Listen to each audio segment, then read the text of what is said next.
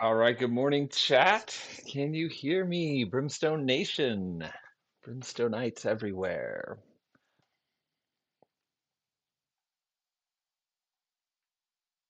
Gonna make sure that I am, in fact, being received on the other end of the Roll to Move fun before I launch into what we're doing this morning together.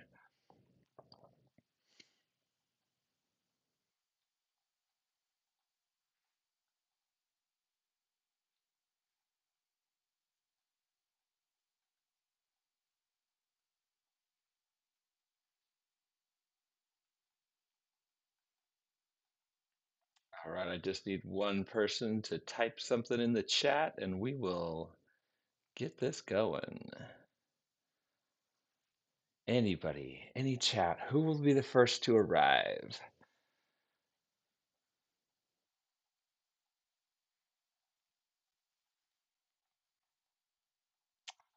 Luke, good morning. Thank you for letting me know that we are in action. Welcome, everyone. This is Shadows of Brimstone solo live stream Roll to Move, episode one, Valley of the Serpent Kings. This morning, for 3 hours, we're going to hang out and run a solo session.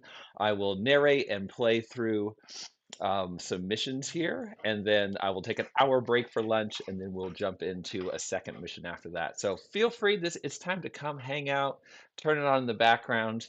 And yeah, we I was given the opportunity to run some of my favorite missions from Valley of the Serpent Kings. So this is the Spanish Explorers core set from Shadows of Brimstone. It has lots of material from the swamps of Jargono in it, but specifically a section of swamps of Jargono called the Valley of the Serpent King. So, swamps of Jargono first shows up in this core set, Swamps of Death, and is amazing. And then a special, most dangerous section is in here. But just before I got to do all my prep for the missions we were going to run and the fun we were going to have, the good people at Flying Frog Productions found me and said, "Hey, guess what? Something just fell off a truck. We're not sure the status of it or how much is there, but something fell off a truck. And today, instead of running those two missions, we're going to stay in the Valley of the Serpent Kings, but we are going to go find the Kobari Headhunters. So we're going to get to preview a few of the things that are going to be in the Kobari Headhunter mission pack.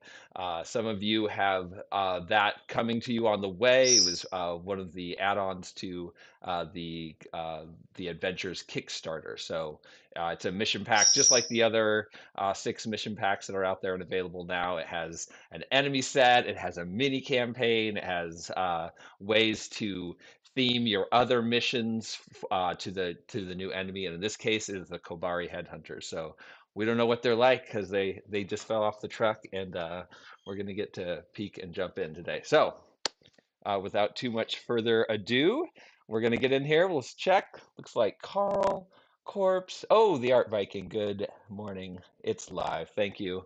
Looking out for me. So, we got some great tech support yesterday.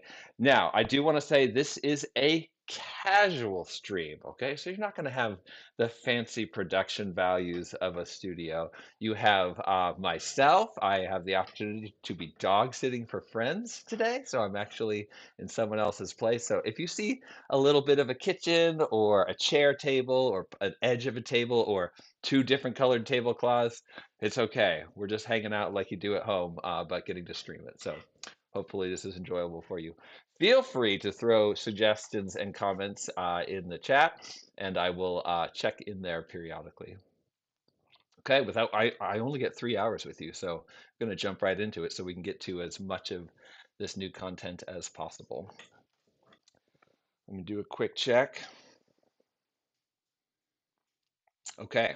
One of my favorite things to do is run themed parties. And I got very excited when the Adventures content was coming out and I found out that there were Aztec warriors as an option, Jaguar Warriors. And I crossed my fingers and hoped that somehow Eagle Warriors would be involved too.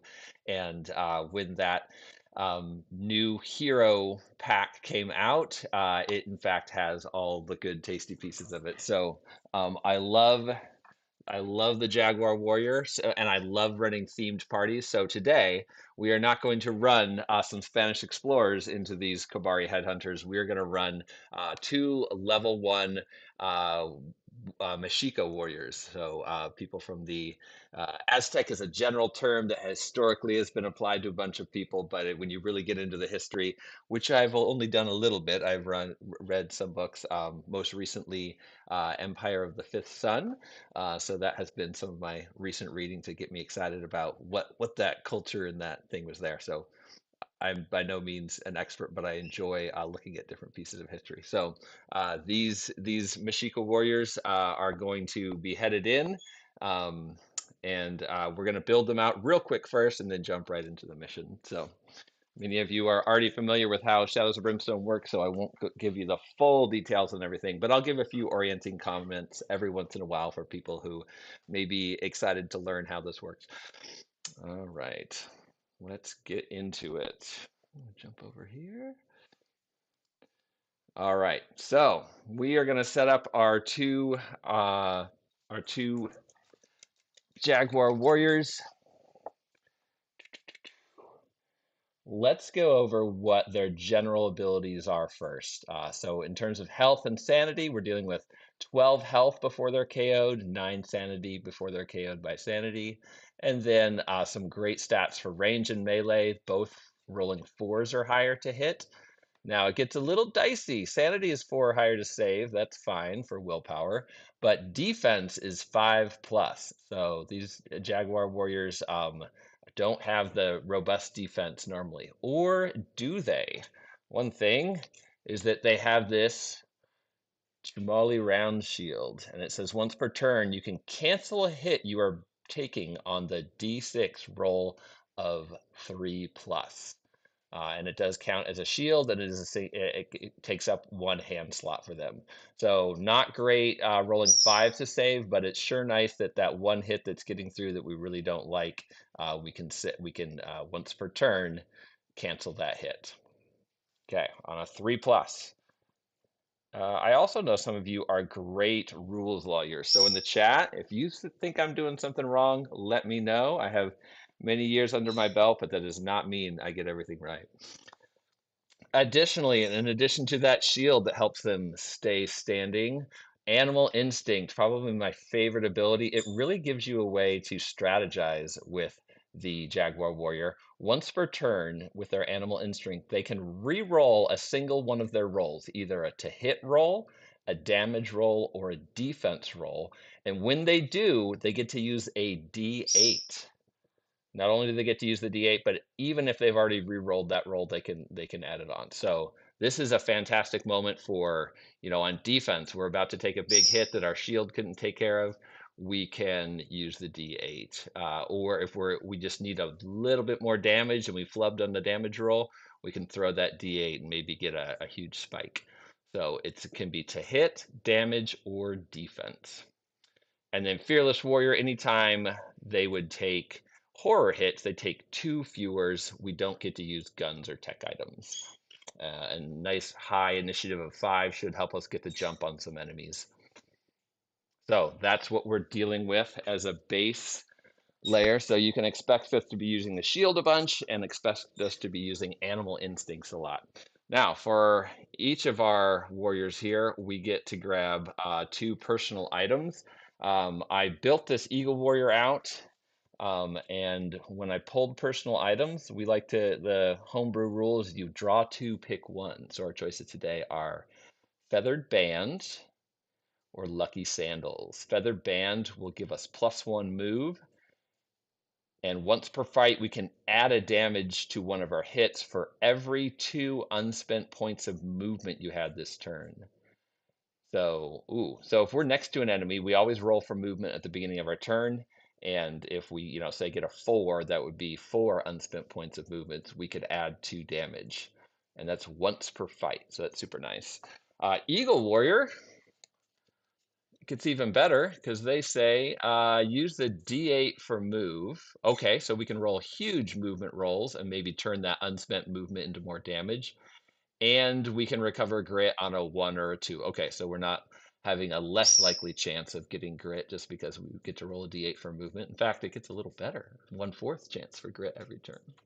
And it says at the start of your activation each turn, you may ready a once per fight item or ability you have.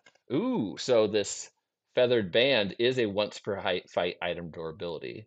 And it's giving us extra move, +1 move, and we're rolling a d8 for move. So this is a little bit of a no-brainer. The Eagle Warrior has a shot at a feathered band. Yeah, that makes sense. Lucky Sandals, that would whenever we roll a 1 or 2 to move, we'd heal that many wounds. That's actually worse for us because we roll a d8 for movement, so that would go off less than it would normally for somebody else. That's better for the standard Jaguar Warrior. So our Eagle Warrior will be taking the feathered band. I'm just going to cover up our Eagle armor here because we've already adjusted our stats.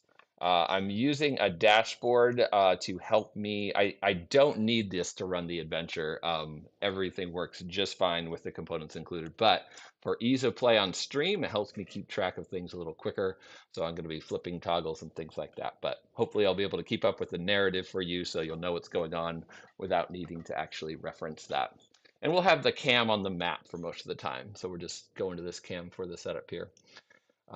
In addition to that nice shield, both the Eagle Warrior and the Jaguar Warrior get the, I'm going to picture the pronunciation, Machuito. So this means that when they're doing their normal two rolls for combat, we can get crits on 5s as well as 6s, or higher when we're using that animal instinct to roll the d8. So 5 pluses become crits. Woo! It's gonna be nice. Okay. So they both have shields. They both have the Machuito. The Eagle Warrior also has the spear, which means they get a free attack once per fight, and it uses a d8 to hit and has a range of 7. And remember, we're rolling 4s to try and hit ranged attack, so that we would need a 4 on a d8 to hit, and yeah, 6 through 7 will be crits. Any model wounded by the Aztec spear is -1 defense until the end of the turn, limit once per turn. Okay, so if we can hit something with a spear, it's -1 defense for future attacks. This is a free attack, so we can throw the spear first and then go in with the Machuito. Ooh, I'm really butchering that. And then we are, as an Eagle Warrior, a little bit faster. Our initiative is +2. So we will be going, Eagle Warrior will be going before the Jaguar Warrior. Our Eagle Warrior's name is Zoshi Ketzel, and she will be leading the charge. And if she hits, then it'll be -1 defense to that uh, creature for the Jaguar Warrior. So you can see the strategy of how these two are going to play off of each other. They don't actually know each other. They're meeting in the jungle, so we'll get to know them as we go. Our Eagle Warrior is +1 max grit and has extra agility too. Okay, that Aztec spear was the last thing we needed to know about her. Okay, and I will have to dig out a token to mark that defense lowered. Okay, we're going on to our Jaguar Warrior. Our Jaguar Warrior is looking at 2 options for their personal item. It's the pipe, which will heal 2 wounds and give +1 spirit, or a medicine satchel. And that medicine satchel can hold up to 4 bandages, so we'll be able to carry even more side bag tokens. And they start each adventure with a free healing herb token. Healing herb. And healing herb is 2d6 healing instead of 1d6 like a normal bandage. So I think we'll go with the medicine satchel. Seems neater. And we'll give a little, well, I guess our Jaguar Warrior, whose name is Huitzilipotle, will have some medicine in their backstory. That's fun. Okay, we're set. Let's get into it. 15 minutes in, we got characters. And oh, sorry, we got to finish talking about the Jaguar Warrior. The strength is bumped by 2, as well as the health. So we have a little bit bigger health pool for our Jaguar Warrior, be a little bit hardier. And then brutal combat. We've chosen that. we had three choices for the starting upgrade. It could be Eagle Warrior, it could be Brutal Combat, or it could be Nimble Warrior. Nimble Warrior gives them a better defense of 4 plus instead of 5 plus. And then it also allows you to move through other models, which seems like a subtle one, but that one is really fun to play. We're choosing instead Brutal Combat, which means that every turn during a fight, we can recover a grit on a d6 roll of 4 plus. And if we don't want to do that, then we can opt to use 1 grit to gain +2 combat on an attack. So our Jaguar Warrior is going to go second, but has a bigger pool of dice that they can use, looking for those 5s and 6s for crits. Does not get the spear because they have this ability, so loses the free attack. But that's okay. Our Eagle Warrior will hit him with a spear, bring the defense down, and then the Jaguar Warrior will come in and be tenacious. I know that there was also Coyote Warriors in the Mexica tradition, and so I just love this game for how much it lets you tell your own stories, but bring your own content in, and it just gives you such a good map for ways you can add things in. So in my head, I'm already homebrewing like, ooh, Coyote Warrior, what would that be like? So, all right, let's come back to the big screen, and we're gonna get into the mission. Okay, so we're going to kind of start the campaign. There's a mini campaign in there. Each of the missions in a mission pack can be played individually on their own. But then there's usually some little narrative that ties all 4 of the missions together. And there's also typically some fun things that happen if you play it as a mission. And this one is no exception. There's things that have not been revealed to me, things that I don't know about how the whole mission in there works. But I have a few pieces that fell off the truck.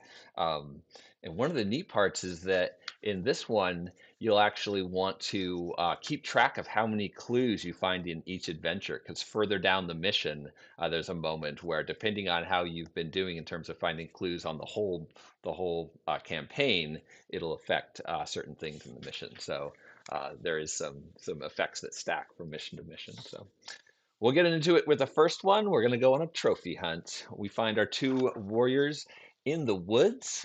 They are from different altipets and region, city states, and they don't know each other, but they've run into each other in the woods. They both are out there hunting enormous beasts for one reason or the other. Kabari Mission 1, Trophy Hunt. Pushing deeper into the untamed wilds, you know you are getting close. You can smell it in the air, feel it in your bones. Very close now. The creatures and beasts of this region are renowned for being especially dangerous and savage, but that makes the hunt all the more thrilling. For days, creatures from this region have been harassing your camp and crew. Perhaps if you take the fight to them, you can stop any further attacks. The hair on your neck stands up as you pick your way through dense terrain. All the while, you can't help but feel as though you yourself are being watched. Okay, so we're hunting, but we're feeling a little uncomfortable at the moment. Something ain't right. Okay, set up the mission. We are going to start in the Jargono Otherworld. Swamps of Jargono, specifically the Valley of the Serpent Kings. And what's neat about the campaign for this is you don't have to start there. You can choose whichever other world you want to start in. And then as you play this campaign, that where you eventually run into more and more Kobari headhunters and develop some issues with them, this could be set in the Swamps of Jargono, or the Kobari headhunter can be coming through portals into other worlds. And so the campaign is very replayable because you can jump into any one. I really love that in this first mission, you start in the Swamps of Jargono in the Valley of the Serpent Kings. But if you go through a portal in mission 1, in mission 2, you end up starting wherever you left off in mission 1. So it's possible that you start your campaign in one world. And if you see a portal, you don't have to go through it. You can take a door instead. But if you see a portal and you go through it, your campaign could be very different because you pick up from where you left off, which I love. That makes me feel like my anything could happen in my campaign. So we're going to do the standard start setup with heroes on the map tile. We'll take you to the tile there and then read you the rest of the narrative.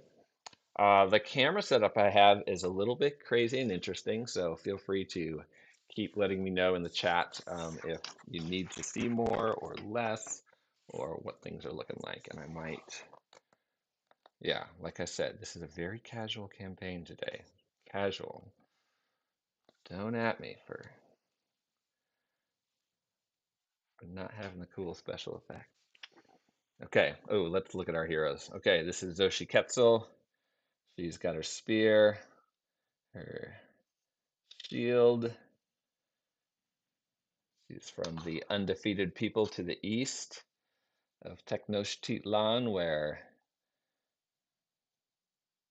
Huitzilopochtli is from. He's got his round shield, his Machuito, sweet sandals, ready to rock. They are running into each other in the forest here. Those are my very rudimentary paint jobs with some contrast paints and speed paints. But hopefully you'll be able to see the difference if you're trying to see on camera. The bright teal headdress with feathers here is going to be our Eagle Warrior. So look for the teal when the camera's a little further away, and then you can see some of the red streamers coming off of our Jaguar Warrior. So Eagle and Jaguar Warrior.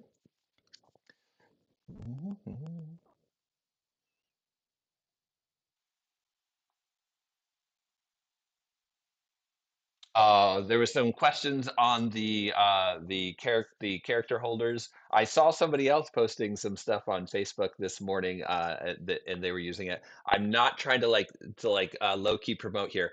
My brother has an Etsy shop called Wayland Co., I believe, and has we he and I developed these together and worked a long time on them. And he's kind of a genius in terms of just having fun with like getting fiddly bits to work really well together. So he designed those, and they are up on the Etsy shop. Um, but yeah, the you I would normally run it without for a mission like this, but for me, for streaming, it makes it great. Yeah, and I do really enjoy them. If we have time at the end, I'll show you some of the little like things on the edges, and if we need to fill time. Okay, we've got our warriors on the ground. So we start with a standard setup. Our mission goal is to take as many large beast trophies as we can. These two warriors are in a competition where they are trying to be more impressive. They're trying to bring these back to their communities for some reason or another, which we can get into. We can listen to their conversation as we go. This is going to use the Kobari Headhunter mission theme. So every mission pack comes with a themed adventure card. So this is becoming a Kobari adventure. I'll put the thumb the cam down here. And you could apply this to any mission. I was going to apply it to the Run Through the Jungle mission, but I decided we'd jump into this instead. So the Kabari adventure changes a few things. One is that anytime we have an encounter, we roll a dice, and if we get a 1 through 3, we get an extra encounter that's a Kobari encounter. And a few of those, not all of them, fell off the truck as well. So we have those here to try out.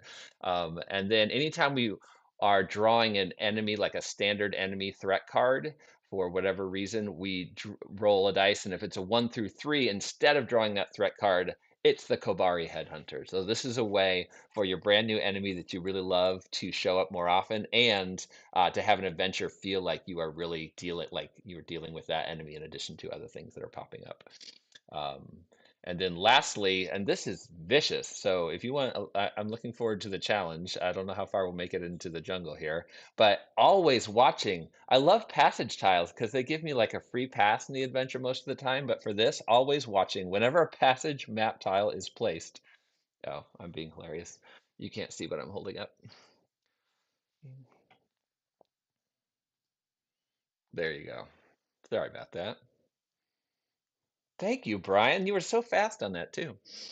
I only check in with chat periodically, though, so I'm not sure how we will get my attention.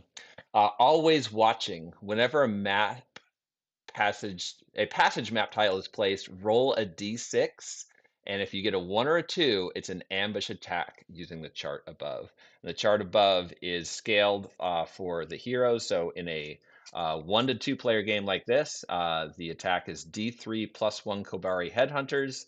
And I'm so excited. There are enemy traits for the Kobari Headhunters. In a 3 to 4 player game, it would be peril dice worth of Kobari, and in a 5 to 6 player game, you'd have 6 Kobari Headhunters drawing from that deck. And then there's an other world card to make sure that the Kobari can show up in The Swamps of Dragono. Okay, so Kobari Adventure. We're trying to get as many trophies as we can. That's the mission goal. And then into the deep wild is another rule for this mission. It's the depth track rule. Anytime we move the hero party marker one space, we have to move it an additional space. So because we are deep in jungle hunting beast territory, this is going to move a lot faster. And there's other effects in the game, including, I believe, the rewards maybe, that have to do with how far we got into the jungle. So that is the into the deep wilds rule. And then dangerous hunting grounds. If we're in this section of the depth track, the enemies get +2 health. All beast size and all large size or bigger beast enemies get +2 health here. Once we get to the middle section, they get +5 health and +1 combat. And once we get to the deepest section, which hopefully we won't have to do, all the beast enemies get +2 combat and +10 health. So 2 extra health, 5 extra health, 10 extra health, and then +0 combat, +1 combat, +2 combat. So beasts are going to get meaner the further we go.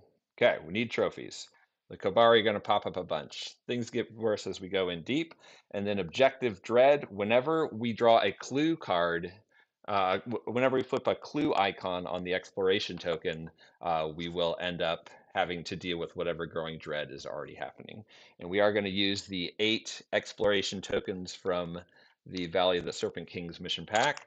But for the scavenge deck and the loot deck, we're going to use the 20 card combo version. So you can actually combo the 8 cards from one of the Adventures core sets with the 12 cards from the Fofo or Old West core sets and have these larger loot decks and larger scavenge decks with still the right ratio of nothing here to good and bad things happen, but a little bit some more unique variety in what pops out.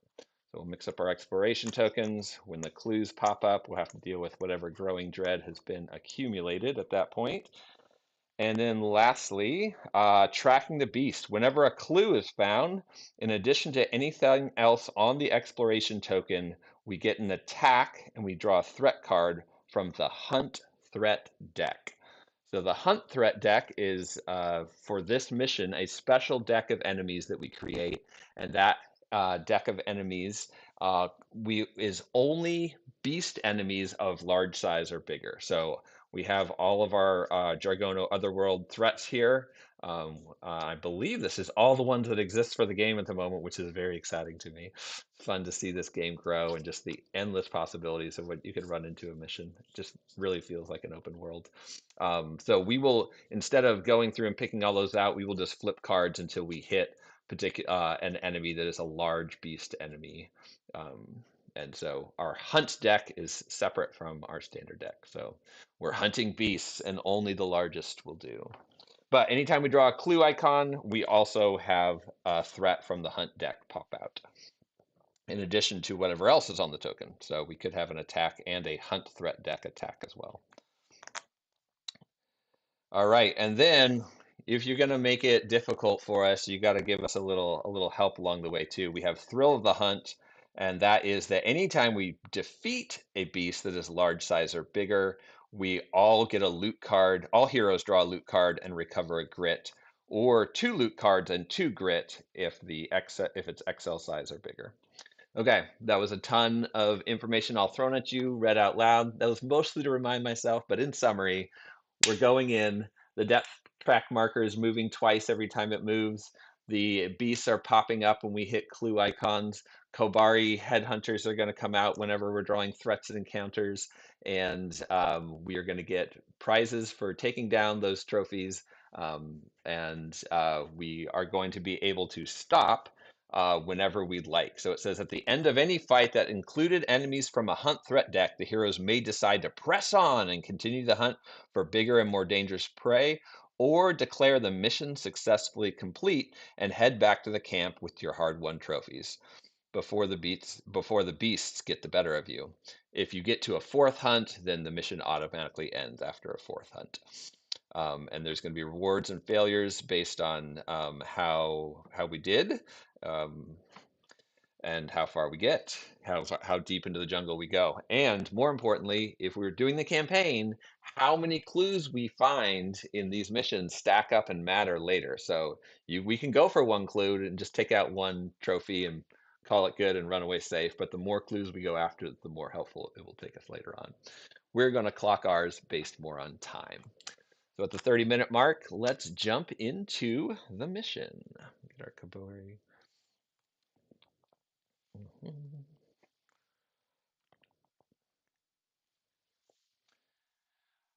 Give me feedback on light and volume at any time. I can make my microphone more sensitive or get more or less light onto these characters, or if there's bad glare. We'll be using a couple of Darkstone dice for our Hold Back the Darkness roll, and I'm going to do two little housekeeping things before we start. One is make sure I have my token for our spear.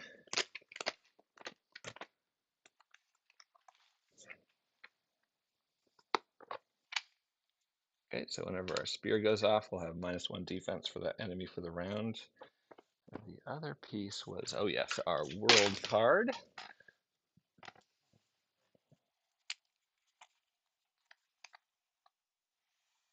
Let's see.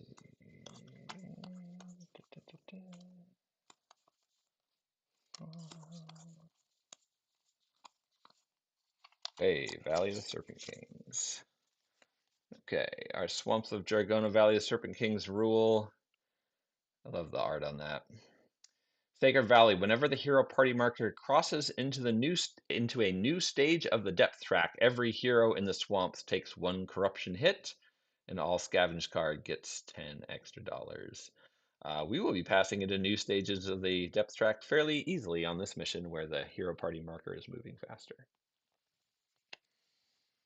Okay.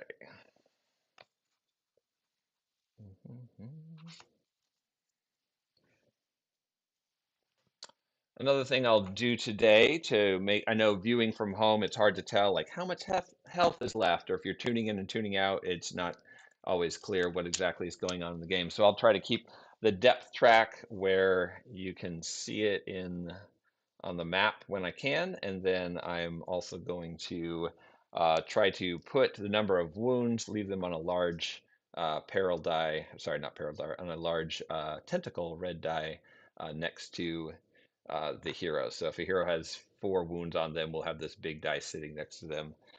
12 is the max we can go for the Eagle Warrior, and 14 for the Jaguar Warrior. So if you see dice just sitting next to a hero, that's supposed to be letting you know how perilously close they are to death.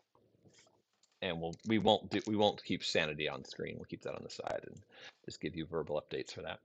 All right, so without further ado, our Jaguar Warrior comes in holding the old lantern. And 3, we instantly fail the Hold Back the Darkness. Moving up. And let's make sure I know what my triggers are for the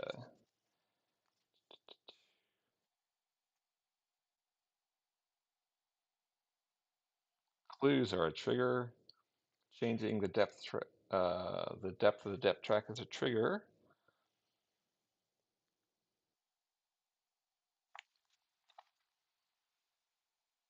Okay. Nope, we're good. I've read a few missions today, and so in my head I'm keeping track of that is a trigger from a different mission. So it doesn't matter if we fail the Hold Back the Darkness roll, we're good to go. And our Zoshi Quetzal will be rolling her 8-sided dice for movement. And I won't declare every single roll and every single outcome. She will rush into the forest. She is panting as she runs to the forest and notices another warrior in the brush beside her. She's staying extremely quiet because she knows there are beasts about, and she recognizes that this is a Jaguar warrior from a neighboring Altapet. Not her people, but not someone who would take her out in the forest at the moment. And she will scavenge. For Zoshiketa, we'll use the green dice, and she'll have her Eagle Flames coming up. Ooh, and try to keep this on screen. Get those low rolls out of the system. Yes, indeed. Okay, we'll go for our first scavenge here. Zoshikesh runs through the bushes and reads. And come on! Draw a growing dread card and add it to the stack. What you find in the shadows only confirms the dooms that await you. Zoshiketsu was getting that feeling that, wow, look at this stack of growing dread cards. All right, we'll give this a little shuffle. We are going to keep it real today. I've done a minimal amount of presetting anything. I don't think I've preset anything. I've grabbed a few things ahead of time that I looked at the top of a deck because I know it's coming to speed up play, but I didn't. This is an unscripted mission. You're getting true, unedited Shadows of Brimstone. So we have a growing dread card already on the stack, and that will come out when we have our first clue icon show up. All right, moving on. We'll do some hatchet dice here for to represent the Machihuetl that the Jaguar Warrior is carrying. So roll for move. We come up with a 2, we slide forward. And he is a little more cautious, and we have already scavenged this map tile, so he will not be scavenging or exploring. He is creeping up, trying to get within range to whisper warnings to Zoshiketsu. Huachilipotle, the noble from Tenochtitlan. Okay, moving on. Turn 2. Come up with a 9 for holding back the darkness successfully. And Zoshiketsu pushes forward, coming up with a 5. And peers into the map deck. Here we go for a shuffle here.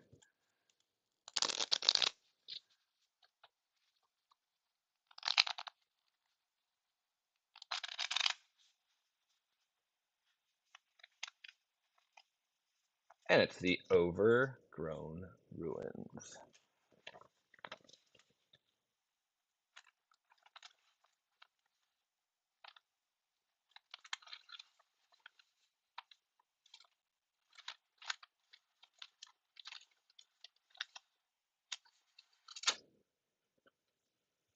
All right, here comes our Overgrown Ruins coming in the middle.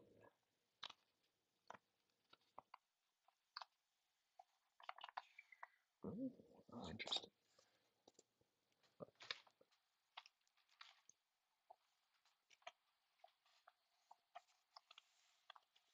Camera solutions. All right, and our exploration tokens mixed. Set to go.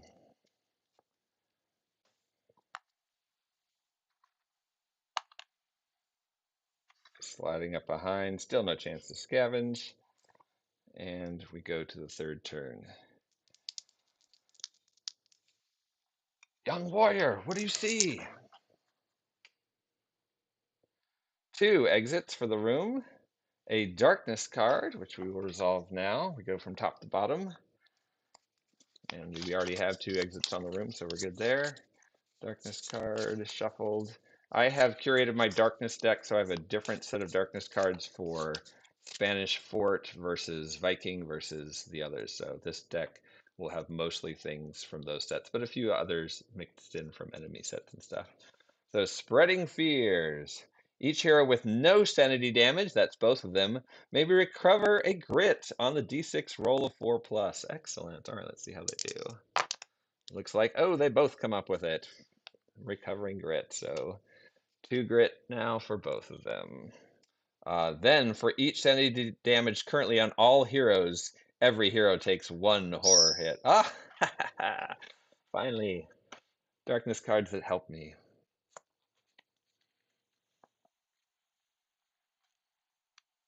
And an encounter comes, and whenever we have an encounter, we have to roll, and on a 1 through 3, we end up with also adding a Kobari adventure encounter. So let's see. Let's do our normal encounter first, and then we'll roll for that. And so many encounters. All right, and I know you guys want to see the Kobari Headhunters in action today, so if we draw encounters that throw just enormous fights in our face, then we may skip that so that in interest of time we can see the new, fun, exciting material instead of a enemy that you have fought before, perhaps. Okay, here comes it. Faces in the water, tripping on something beneath the surface of the cloudy water. You stumble and fall to one knee. As you recover your balance, you see something shift under the water. Looking closer, dead eyes peer back up at you from below with a pale, deathly glow. Okay, so the beasts in this area, this murky swamp, have already killed before, and something dark stony is happening to those that are down below. So a random hero. So we'll go odds for Zoshi Quetzal. It comes up 3, so Zoshi Quetzal is going to have to make a Spirit 5 plus test. Spirit for both of them is 2. So here she comes with her Spirit 5 plus test, coming up with a 1 and a 4. Eek. If successful, gain 15 XP as you regain your composure and march on. If failed, take D6 horror hits for every sanity damage taken. Take 1 additional horror hit. This cascades until no more sanity damage is taken. Okay, it's gonna get crazy. Roll a red dice to see how many horror hits Zoshi Quetzal takes.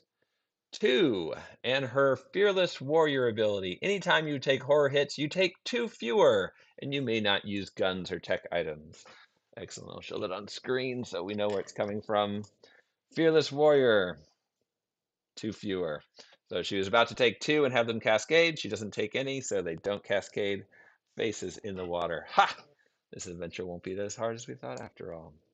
Let's see if Kabari Headhunters show up. Nope, we can roll the 6 on our 1 through 3 check. And we're on to the clue icon. And our mission parameters say that on the clue icon, whenever a clue icon is found, we have to do all of the Growing Dread cards. Whoop. Each hero must make a Spirit 5 plus test. If failed, you are -1 corruption resistance permanently. All right, so we'll go for Zoshi. She fails. Ugh. All right, she's -1 corruption resistance permanently. So we'll go over here, and our corruption resistance normally caps at 5. So we'll move that down to 4 for her. So we know that once she hits 4, she will mutate. Okay, but we know that she currently has 0. Okay, and then we'll jump in with, oh, we need 2 dice. We need a Spirit 5 plus check for the road to hell. The best of intentions may finally have taken you too far in the dark. It could be difficult to find your way back. Oh, you want the glory of striking down beasts, but you have strayed so far from your homes. Yep, also fails, so we will adjust as well on the corruption. Max corruption 4. Well, that's exciting for today. We might get some mutations. You're right. We could use grit and likely solve this problem, but we want to beat Kobari Headhunters, and we like to see mutations on a short mission. Oh, drop my little piece. Where did you go? Uh-oh.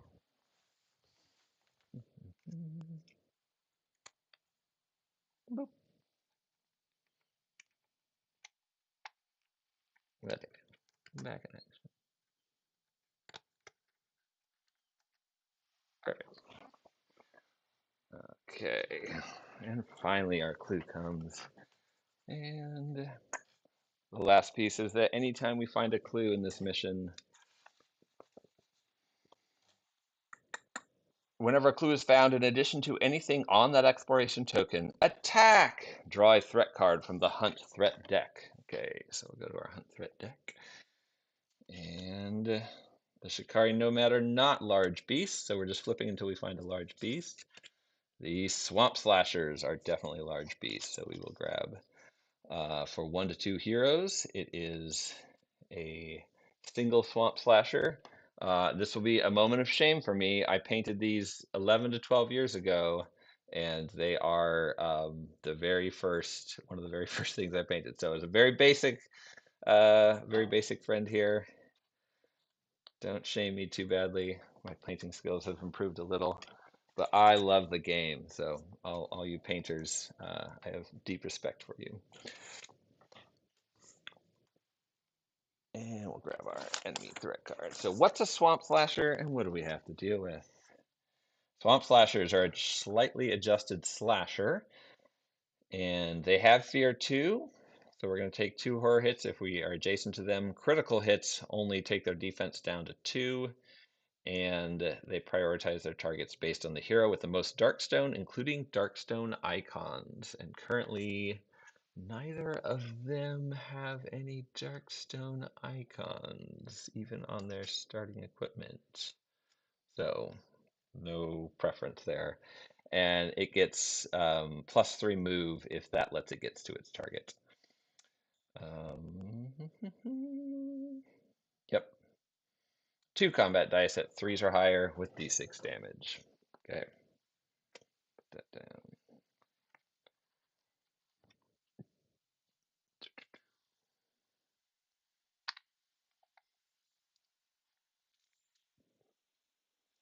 And our fully healthy heroes. Okay, so this seems reasonable.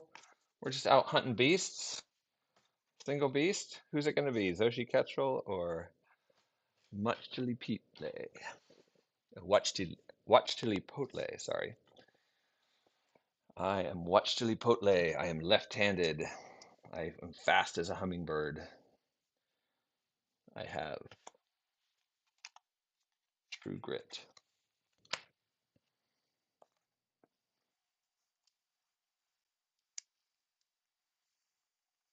Okay.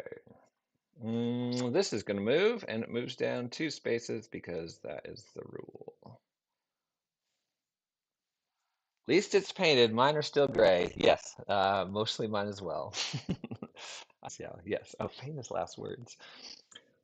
Okay, let's do this. Top of the order. We're in combat. Roll them.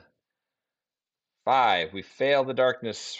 Hold back the darkness roll, which brings us to a darkness card. Maybe this one will give us more grit like the last one. Probably not. There we go. Shadow of Death. Every hero must make a Spirit +5 test. Wow, that's the 3rd Spirit test that they've had to do.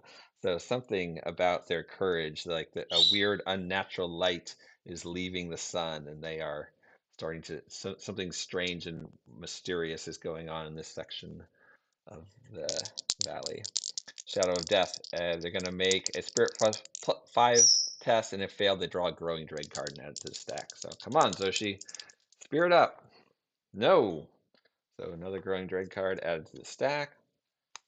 And that will not trigger to the next one if I'm correct.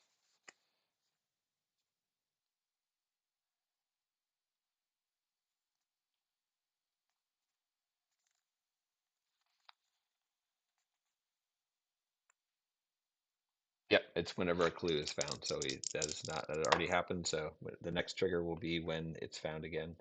Unfortunately,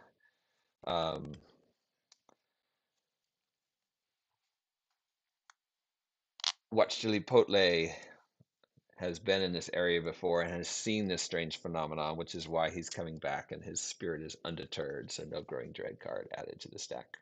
All right, initiative. Slashers are at initiative 4, but Zoshi Ketzel is at initiative 7 because she is a Eagle Warrior, and she has +1 to remove. She'll roll the d8. 5, so that's 6 movement. She'll use 3 of it to close the gap and have 2 unspent movement, which she will use her feathered band. So once per fight, she can add +1 damage to one of her hits for every 2 unspent movements that she had this turn. And she will start with her free attack off of her Aztec Spear. She's going to have 1 shot at this, and she's going to use a d8 to hit. So we need a 4 or higher. She comes up with a 4. We'll take it. So that's a hit. And then she's going to roll for damage with that. And here she is.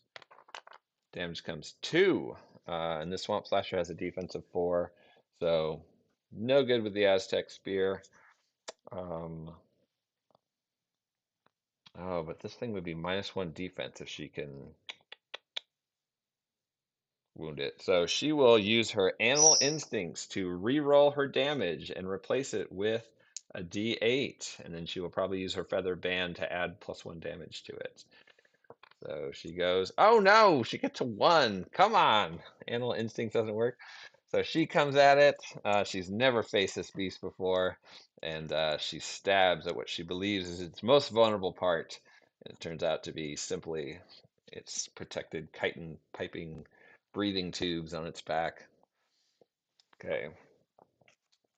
But not to be deterred, that was her free attack. She will then go for the ankles, looking for fives and sixes, and comes up with nothing. All right, she's going to save her grit for defense, and we'll move to uh, watch Chipotle. He is going to run. Oh, he's going to have trouble getting there. This guy's pretty far away. Whoop, three. Just gets three spaces up. No good. Okay, it's on to our swamp slasher. Oh, actually, yeah. You know what? He's going to use a grit to spend some more movement to add d6 to his movement. To go another one space. No! But then he's going to use his brutal combat ability to, once per turn during a fight, recover a grit on the d6 roll of 4 plus. So he is going to dig deep for his Jaguar speed and run a little further, and then, nope, not recharge. So he's down to one grit. Okay, the Swamp Slasher looks for a target. Odds will be Zoshi. It's evens, so moves as far as it can to get around behind. Watch Chipotle. And dives in with 2 combat. Come on, heroes, this is the very first test. You're supposed to take them out no problem and move on to the next one. Instead, we come up with a 5, so that's 1 hit for d6 damage. So, woo, 5 damage is coming in to watch Chipotle. We will roll. Let's use the shield comes before defense. So my little thing for remembering if the order of things is I pretend that the warrior is standing behind a tree with a shield. So something coming through has to go through cover first. And then if it gets past the cover, then it can be stopped by the shield. And it gets past the shield, it can be stopped by the defense, like the jumping around and natural agileness of the warrior. And then if it gets past that, it will hit their armor that they're wearing. So the shield actually needs to come before the defense here. So our shield says once per turn, cancel a hit you are taking on the d6 roll of 3 plus. So we'll try to use the shield to shut this down, and we'll roll a 1. That fails, but we'll use Animal Instinct to re-roll a defense roll. Oh no, that is a shield roll, so we can't re-roll that one. Okay, so we'll go to our defense roll. We need to get a 5 or higher, and that's a 1. Now we'll use Animal Instincts to re-roll our defense roll, and it's a 4. Still not good enough. Oh, we just took 5 wounds. What on earth? This is not. We haven't even found the Kabari yet. 5 wounds. All right. Stack them up. Those 5 wounds will sit on Watch Chilipitle, and we'll put 5 wounds over here just so I can keep track. Down to 9 health from 14. Good thing he's a doctor, and he's got his medicine satchel, which allows him to bring the healing herbs with him at the beginning of the adventure. So he does have 2d6 extra healing when he needs it. Whew. All right, doctor, get ready for some stitches. Okay, back to the beginning of the round. You can do it. About 50% of mine are unassembled. Yes, I have. Yeah, I have a smaller pile of shame of the unassembled pieces. But okay. Ooh, double 2s on the hold back the darkness rolls, bringing us to the depth chart. The Serpent Kings, double 2s. Dark Dread. Things are looking more and more bleak by the moment. Draw a growing dread card and add it to the stack. 2 cards in the stack. This is going to be a high dread adventure. Okay, the depth marker does not move, so we're okay there. And we'll go back to Zoshi Quetzal, and she now sees what this thing is about. It like dives down into the water and slinks through the water and then pops up behind people. So she's now adapting to its praise and tactics. She's going to roll her movement. Comes up with a 2. She gets +1 to that. So she will step 3, 1, 2, 3. She is going to use her Eagle Warrior ability. It says at the start of your activation each turn, you may ready a once per fight item or ability you have. So she is going to ready her Aztec Spear. So her spear, which is normally once per fight, is now back online. So she's going to get that free attack in. And next round, if she doesn't want to go for the spear, she could instead ready her feathered band. So she can, she already used it once to try and pump damage. Oh no, she didn't. So that's still on for this turn. But she doesn't have extra movement, so we won't worry about it. But that's still ready. But yeah, so you can continually ready this spear every turn if she wants, which is the really fun part of running an Eagle Warrior. In my dreams, I'm playing a 4-player game with people, and 2 of us are Eagle Warriors, and 2 of us are Jaguar Warriors. And if a 5th player comes, they get to play the Blood Priest. Okay, we're going for the attack, which is coming with the spear. We're looking for 4s or higher. We got an 8. That's a crit. Crits only bring its defense down to 2, but if she can score a hit on this, then it will be -1 defense for future hits this turn. So we'll come with the damage roll. She says, I can come up with a 5. Ooh, that's pretty good. Shall we keep the 5? Yep, 5. We'll do 3 damage to our Swamp Slasher. This Butcher of a Beast. We're going to use small red dice to indicate wounds that are on enemies so you can see how wounded they are. So he's now hurt. Its max health is 6. So shouldn't be too long here. She's going to follow that with 2 swings of her Machuito and comes up with 1 hit, which we're going to turn into some damage. The damage is 4. It is already -1 defense until the start of the next turn, so it only has 3 defense. So one of these is getting through. She's going to use her animal instincts to re-roll her. No, she'll use her animal instincts to re-roll with the D8 and hopefully go higher. She comes up with a 4 there. So still defense 3 that's been reduced by 1 is enough to sneak 1 more damage in, and he's got 2 health left. Okay. Watch Chipotle. You're deep in combat. You don't know who this character is you're fighting next to, but you're teaming up, and you kind of both want the final kill. You're kind of starting to have a little rivalry here. Who's a better warrior? You both miss first turn. Now Zoshi Quetzal is using both her spear, which you don't have. You're a little jealous she has a spear. You're going to roll for movement. Come up with a 1. We'll take the grit for that, moving us back up to grit 2. Then we will use Brutal Combat to spend a grit to try and to go up to 2 combat for the turn. So +2 combat. Watch Dilipitle. Whoop. Comes up with 2 hits. 5s are actually crits because of the bonuses for the club, the Obsidian Club. See what I did there and changing the nickname so I don't pronounce it poorly. Okay, so we'll roll a gold dice for the critical hit, and this thing is at defense 3, and this is enough to do 2 wounds. And it's down, gaining. Oh, sorry, we should have given Zoshi Quetzal her 5 XP for opening the room, and we should have given her 35 for the damage she did earlier. So she's at 40 XP. I won't announce XP every time. I'll just pause to do it. And then, okay, the beast is down, and we know that when we kill a beast in this, we have tracking Thrill of the Hunt.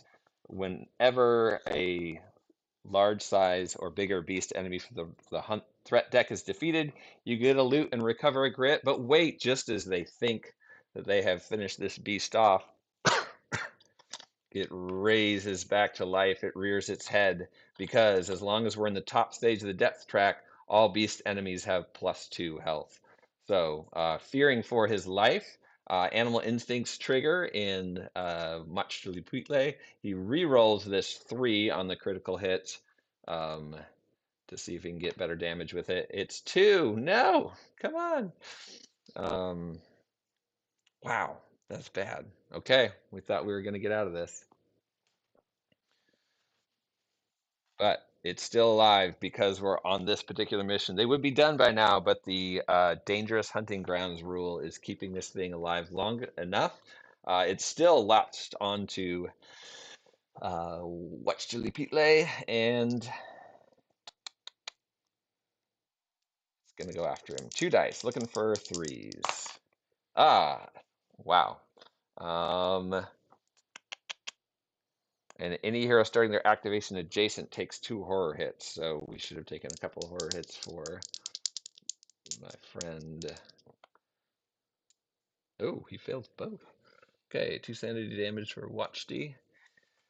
And 2 hits coming in to Watch D. He's going to use his round shield to try and stop this one on a 3 or higher. No? Really? Okay, so he's taking the 2 hits. He needs 5s on these to deal with this. He's gonna go there. He comes up with 1. The other one is coming through for D6 wounds. Yeah, I guess he's gonna take it. D6 wounds, 5 wounds. Okay, down to 4 health. Oh my gosh.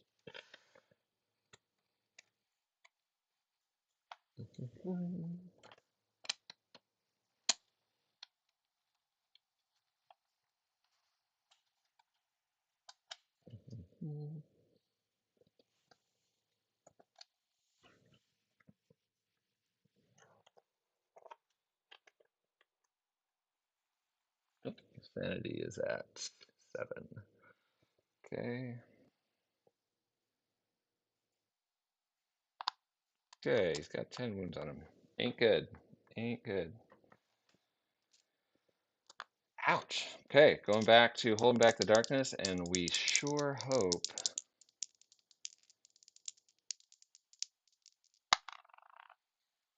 that no more enemies join. Good. Successfully holding back the darkness. Um, okay, finish him off, Zoshi. Roll for movement. 8. Okay, she is going to ready her Aztec spear. She's going to take all 9 points of movement and turn it into +4 damage from her feather band. She's going to throw the spear. Misses. She's going to rethrow the spear with Animal Instincts. That's a crit. She's going to roll for damage, which is at +4 right now. So 7 damage minus 4 is 3 more wounds, which is just enough to take this guy down. And now he's down. And now they can all recover 1 grit and draw an extra loot card.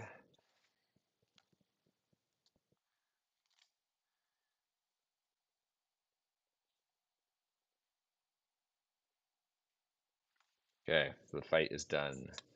Loot cards coming. They catch their breath and stare into each other's adrenaline-filled eyes and realize that they are both deep in a territory in over their heads. And um, Zoshi also just shrugs her eyebrows a little and looks at all the blood coming off of uh, Watch Chipotle and wondering why he got so wounded in the fight. She's fine, not a scratch on her. So loot cards for Zoshi. She's going to come up with a gear. Ooh, an artifact card if in another world, and D3 Darkstone. So we're going to give her 1 Darkstone. Click. And we'll get an artifact card. Ooh, another one of my favorite decks. Look at all the artifacts that there could be in here. We're going to give this a shuffle. It's like bigger than a playing card deck.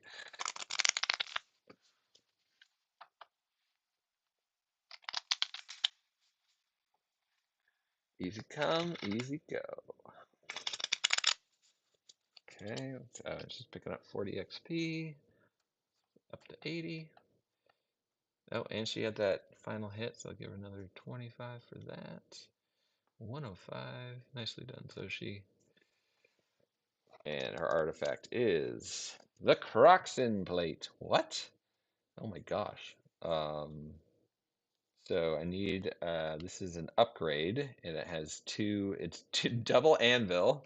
And she's already carrying 2 anvils and has a strength of 2, so she's gonna fill up on anvils pretty soon here. But Does she have an item? Oh yeah, she has both her shield and her Machiwetel that could take a 2-slot upgrade to it. Her spear, does her spear upgrade? No, her spear doesn't upgrade. So she can attach this to either one. Let's see what it does. I don't think I've ever seen this item. I love that about this game. Okay, attach to any clothing item that gives you armor. Aww. Bonus, your first successful armor roll each turn prevents up to 3 wounds instead of only the wound it was rolled for. Okay, about $800. Croxen plate. Oh, so they've taken a Croxen beast and turned it into a headdress. Ooh, yes. We definitely need to wear this. Okay, we got to find something that she can wear for armor. We'll hang on to it. Good find, Zoshi. At the very least, she could turn that $800 in Darkstone into some kind of inlay upgrade over the break.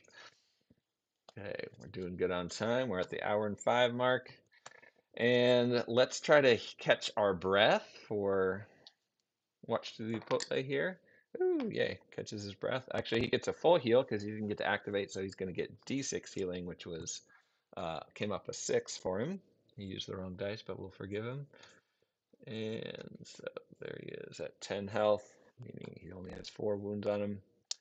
Whoop. And his loot cards come coins and 1 Darkstone. Oh my goodness, this is the worst combination of loot cards you could get. So he's battered and beat from this experience and does not do well with that. All right, we're going to take a quick 5-minute break and come right back before we jump into the next section here. I'm going to reset some stuff and we'll be good to go. So relax, grab a coffee, hit the restroom if you need to, and we will jump back into. We have 1 clue down, and we could end the mission here. We'll decide if we're going, staying or going when we come back in 5 minutes.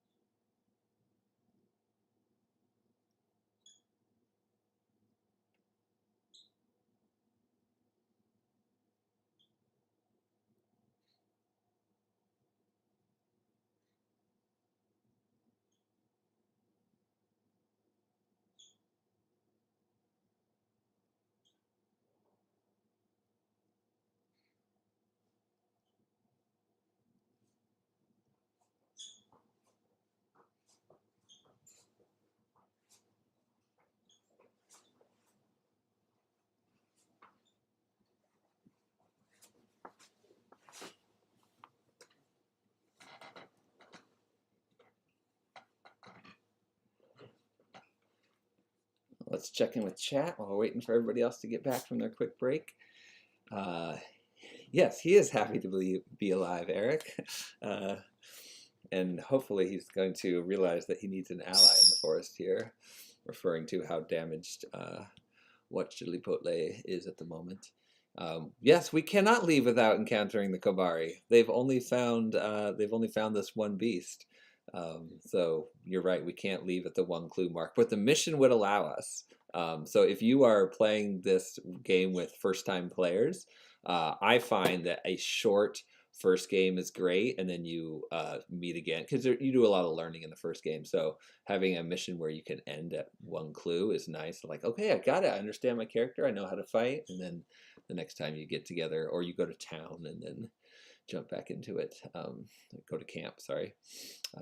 Yes, but today we're only at the hour and 9 mark out of 3 hours, and we haven't seen any Kobari yet. So Uh, Adam, good to see you here. And good to see every. I've been at work and I've just been seeing snatches online and in the comments and things like that. But it's great to see the community getting connect at the 2 or 3 times a year that we're all kind of together virtually.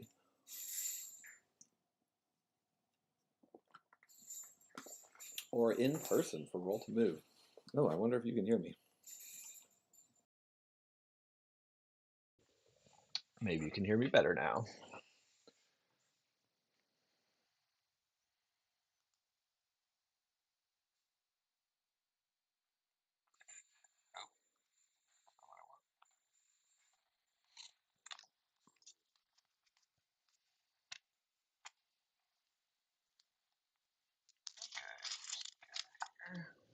Word. Okay.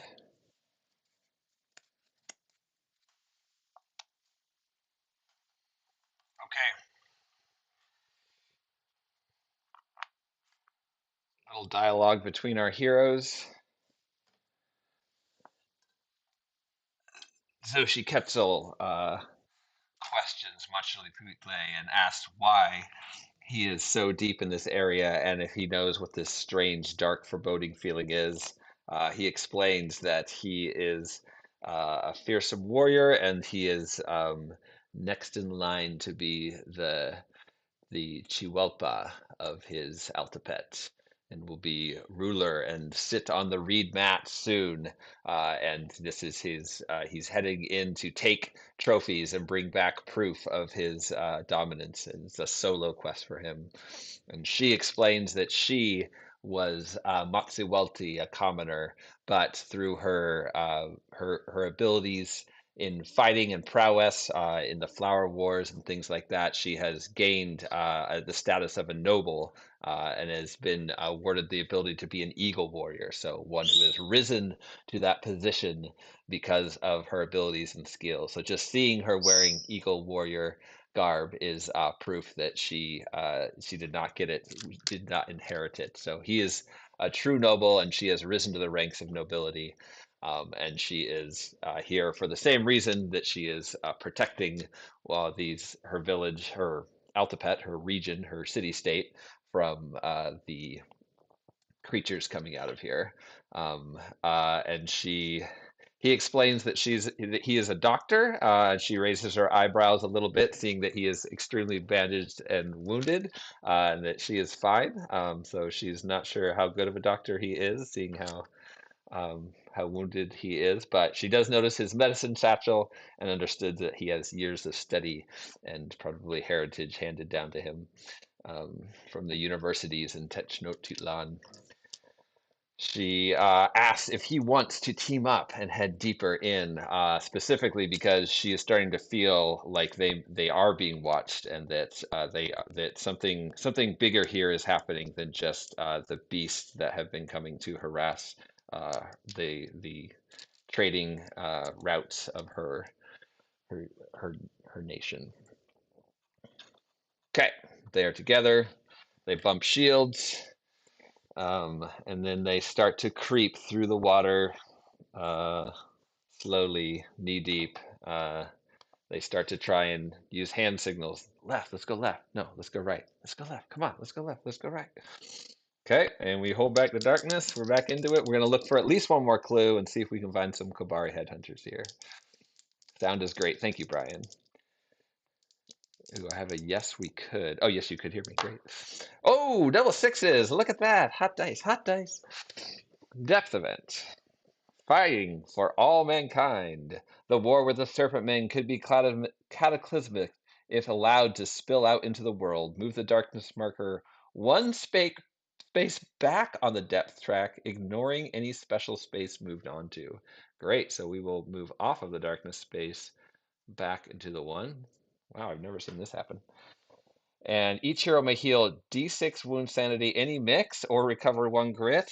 D6 wounds for healed for our friend uh, Watch Chipotle. Come on, he rolls a one. Actually, he's gonna spend a grit to fix that. It's not a one, it's a two. Ah, so he still has 2 wounds on him. Okay, 2 wounds, back up to 12 health. Or recover one grit. And Zoshi Quetzal is at her 3 grit maximum. I love that the Eagle Warriors get that much grit too, because it just means that free attack with the spear can be crazy if you lead with it.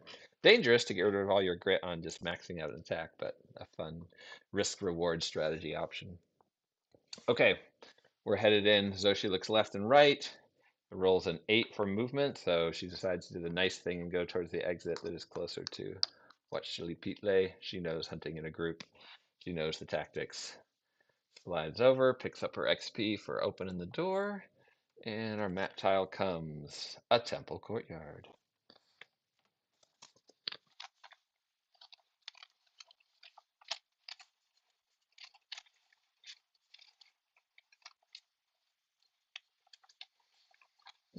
Hmm,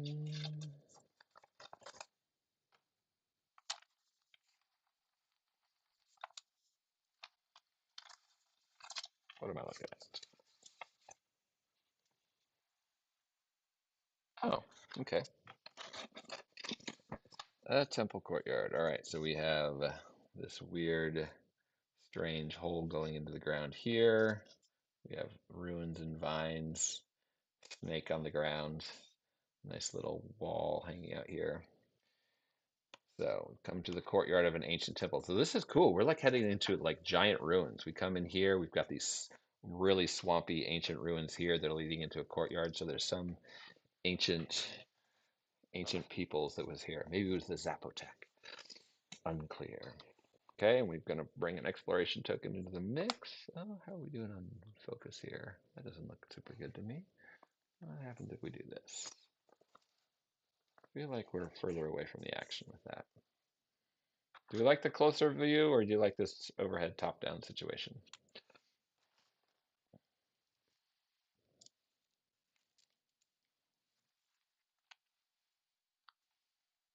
Okay, no scavenge for her.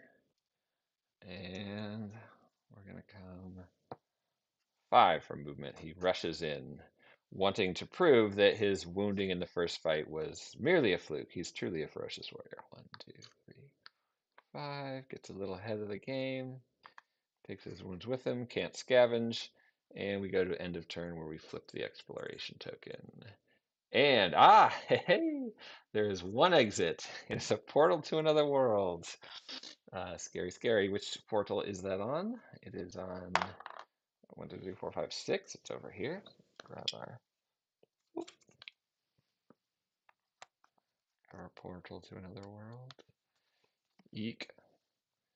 And bring this into view so we get to see what's going on there. Portal to another world, and the other ones are end caps.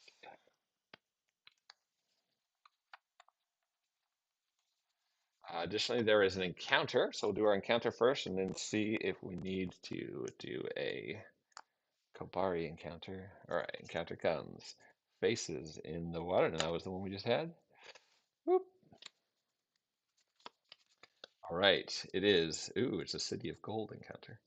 Blood circle. So they're coming into an ancient courtyard. A large red circle has been drawn onto the ground here, and it appears to be painted in blood. Runic symbols and pictographs of strange creatures can be seen within the circle, acting out some form of hideous ritual. Whatever this means, it can't be good. So they see pictures on the ground in deep red, and Zoshi Ketchel exclaims, she says, it is the Itzcoatl. It's the Itzcoatl. They're legend. I have never seen them, but the Itzcoatl are in this area. The obsidian snake. We have seen the serpent men. They are numerous and always harassing us. But the Itzcoatl, a legendary version, a legendary warrior from among the serpent men that are even more ferocious. And she now has proof written in red on the ground that the Itzcoatl exist.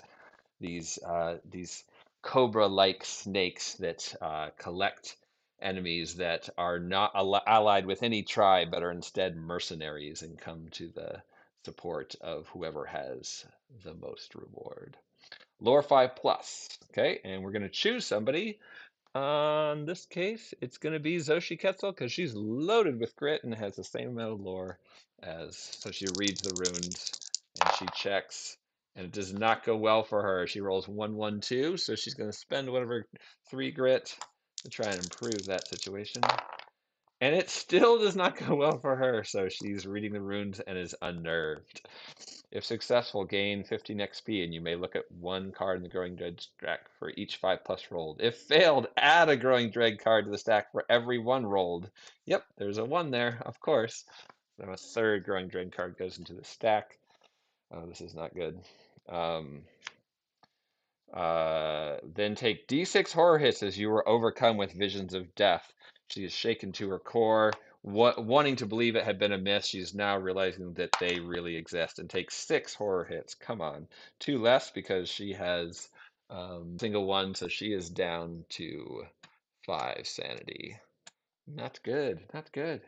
She's really shooken up by these legends. Okay, and then we come to whether or not there is a Kobari encounter. So we need a 1 through 3 on this to get a Kobari encounter. It's a 3. Look at that. Okay, we're going to get to see stuff we haven't seen yet. What kind of encounters can you run into the Kobari Headhunter set? Again, we don't have them all. Just a few of them fell off the truck. We'll give a little shuffle here. Okay, and it looks like Skull Chimes remains in play.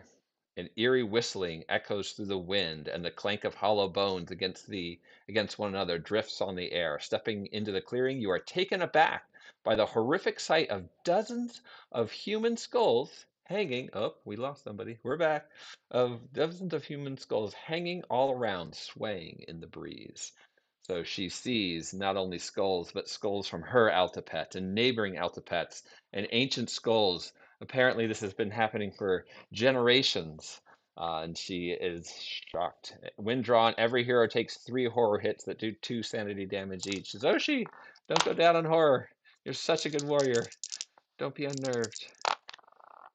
She takes 2 horror hits. Oh, sorry. Whenever we take horror hits, we take 2 less. She is a fearless warrior. So which one of these 3 was her actual roll? 1, 2, 3, 4, 5, 6. And that one. She saved. Okay, she's good. And then our friend Muchly Wheatsay is in the back, and he's in the front, and not realizing what he's staring at till all of a sudden it dawns on him what they are. And oh, he also takes 2 less hits. I just did that wrong twice, so he fails and takes 2 horror. So he's down to 5. They're both at 5 sanity left. A hero that ends their move on this map tile takes 1 horror hit that does 2 sanity damage. So the Aztec warriors here, they're just so ferocious that even the side of this will never hurt them because they take 2 less horror hits each round. So Spanish explorers running into this, yeah, pretty mean. But the Aztec, they've seen skulls. There's some skull racks in some of the cities. It doesn't unnerve them too much. They're okay. Whew. Okay, but we'll remain in play over here so in case something else adjusts it. Okay, so we got a Kobari Headhunter challenge or encounter.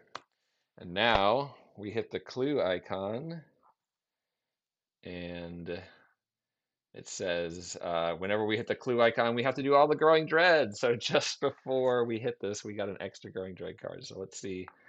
They currently have, let's see, our Jaguar Warrior has 1 grit, and our Eagle Warrior has 2. So they can spend a grit each together to cancel a Growing Dread card. So let's see if any of these are worth spending grit on to cancel. So Growing Dread card comes.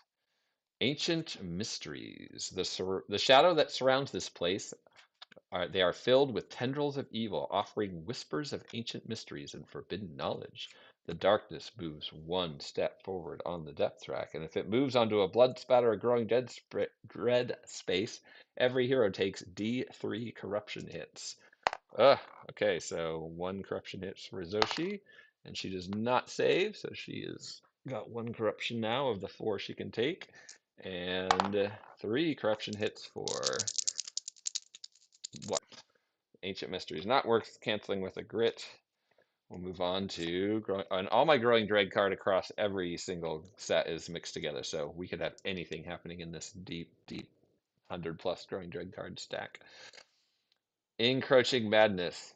The corners of your sanity begin to fray and curl in on itself, as out straight to here eat skeet lit you teek nick nap nyup.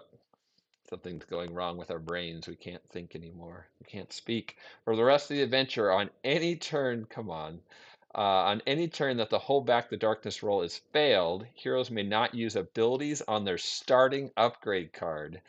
Any item and stat changes remain unchanged. So our starting upgrade card, that would mean that we don't roll a d8 for movement for our Eagle Warrior, and we wouldn't get to ready a once per fight item if the darkness is failed that turn, and it would turn off brutal combat for Watch Pitle. He wouldn't be able to gain 2 extra attack for a grit or have a chance to recover grit. Oh, he should have recovered it. He recovers an extra grit every time he catches his breath, so he should have an extra grit there. Okay, this is annoying, and so they're both going to spend 1 grit to cancel it. But I really love this card. I like it that like turn by turn your hero would be affected. We're going to each spend a grit to cancel that and go to our final growing dread. They each have 1 grit left. A grim warning. You finally recognize the garbled words you've been hearing in the back of your mind for days. It's your own voice simply repeating, "Don't go inside." So their deep instincts are telling them each hero gains 25 XP, but for the rest of the adventure, all enemies gain 2 free elite abilities. Ugh. Okay, chat, I need to know. Do you want to see what happens when Kobari Headhunters each get 2 free elite abilities, or are we burning grit to get rid of this card? So they could go down to 0 grit each to get rid of this, or we can leave it on and see what really souped up Kobari Headhunters do when they hit the table. 1 vote for Brutal. Jay, good to see you. They have earned those abilities, so should see them. Okay. Yes, a grim warning. All right, we're giving 25 XP to each hero. Why did I even ask chat? I knew what you guys were going to say. It's so unfair. When I run games, I get to root for the enemies and watch all of your heroes suffer at the hands of the tricks of the game. But now I'm on the other side of the coin where I'm trying to keep these poor heroes alive, and you guys are like, let's see what happens when we pour it on. All right. Ooh, we did get. Thank you, Eric, for voting to use the grit. Oh, Adam, am I feeling lucky? Okay. So we'll let it ride. We like to see new content, and it was nice of the frogs to drop a few things off the truck. So we're gonna try to see what happens when these headhunters are souped up. Plus, I've got real good. I picked the Aztec Warriors. They're no joke, and I know how to leverage their strategy. So I think I've got what it takes to take out some headhunters. Okay, and that clue icon also means that we get a beast from the beast deck. Now, I should note that normally when we draw a threat, it would say we would be rolling a 1, 2, 3 to see if there was a Kobari. But for this one, it says that rule draw a threat card from the hunt threat deck, and it is clarified.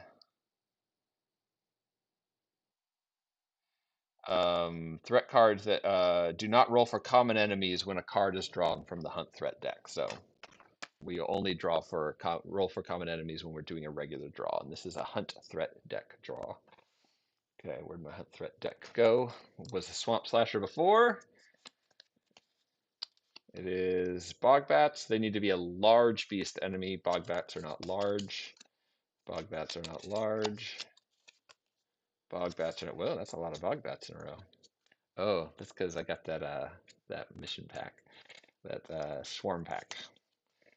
Swamp slugs. Okay, also another one of my painting schemes of shame. These guys I started to paint and then never went any further. So unlike that swamp slasher you saw where that was my attempt, these guys are actually unfinished, but also from 12 years ago. Swamp slugs. I do love how the swamp slugs in this game are super fast instead of super slow. These massive creatures roam the murky swamps, enveloping their prey and dissolving them with acid mucus before devouring them whole. Oh, and fun, the art for the mission involves our swamp slugs. So the trophy hunt mission art is matching what's happening in the game. Here comes our swamp slug. This is a very basic train. This is the beginning of a paint job. This is just the base layer. I will finish them at some point. I will not. I'm so excited to paint my trebuchet, or not trebuchet. What's the word for the thing that launches the big arrow? The serpent men. mm, Racing slugs. It's a thing with the. Uh, I've been teaching too many science lessons on trebuchets. I can't think of the word for the arrow launching thing that's like big like a trebuchet. The serpent men have one. I'm excited to paint it. It'll come to us. Ballista, thank you. A bunch of swamp slugs are no match for a ballista. Okay, we don't have a ballista though. We have two Aztec warriors, and we get one swamp slug because we are 1 to 2 heroes. Dig that out. Our swamp slug goes into the back left checker opposite the exit. And grab the card. Swamp slugs. Initiative 3. Okay, good. We get to act first, and much Puitle got pretty far forward, so should be okay for getting up, getting some base. Terror 1, Endurance 3, and at the end of each turn, any hero adjacent to this enemy immediately takes D3 wounds, ignoring defense. Okay, so that's the end of the turn, so after everything is gone. And they have a lot of health, not very good defense. And they only do one hit, but they do it good, and they do that acid mucus wound at the end of the turn. Okay, let's get scrappy. Let's see if we can take it out before it moves. Mm, mm, mm.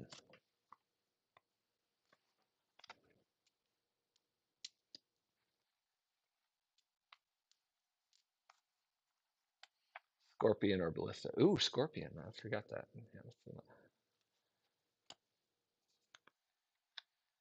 okay, and we got loot last time. Trying to make sure I'm not forgetting anything. I don't think we're going to spend any bandages yet. They both brought bandages as their starting bag item. I didn't mention that at the beginning, but here we go. Rolling to hold back the darkness. And we get an 11. We're good to go there. Zoshi Ketzel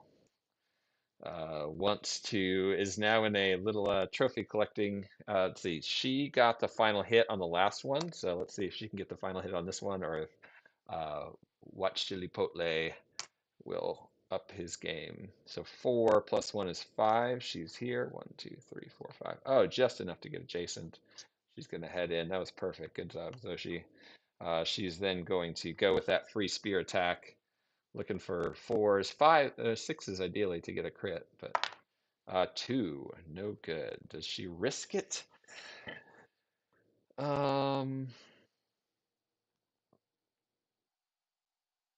yeah, I think she does because she can get 5s and 6s on her other attacks for crit. So this is a 50. We got a 50% chance for this throw if we reroll it. So she's going to use her animal instinct for the turn, burn it, and comes up with the 8. Here we go. Rolling for damage now. She comes up with a 4. So this 8 is a crit. And the other reason why we want to do this is because if she can get some damage with this, we get to put that -1 defense on the slug for the turn. So Groucho the slug is cranky, got woken up. He's been chewing on those hanging skulls and slurping on the blood runes, and they have disturbed his slumber. He would be racing forward, but he's still groggy. So they run in while this slug is waking up and stab real good. 4. Defensive 2 is reduced to 0 off the crit. So we're dealing 4 damage. And what is here? 4 damage out of 15 health. He's been wounded by the spear, so now he's now -1 defense for future hits that aren't crits. And she goes right into those attacks with 2 1s. We're spending a grit on that. Her final grit.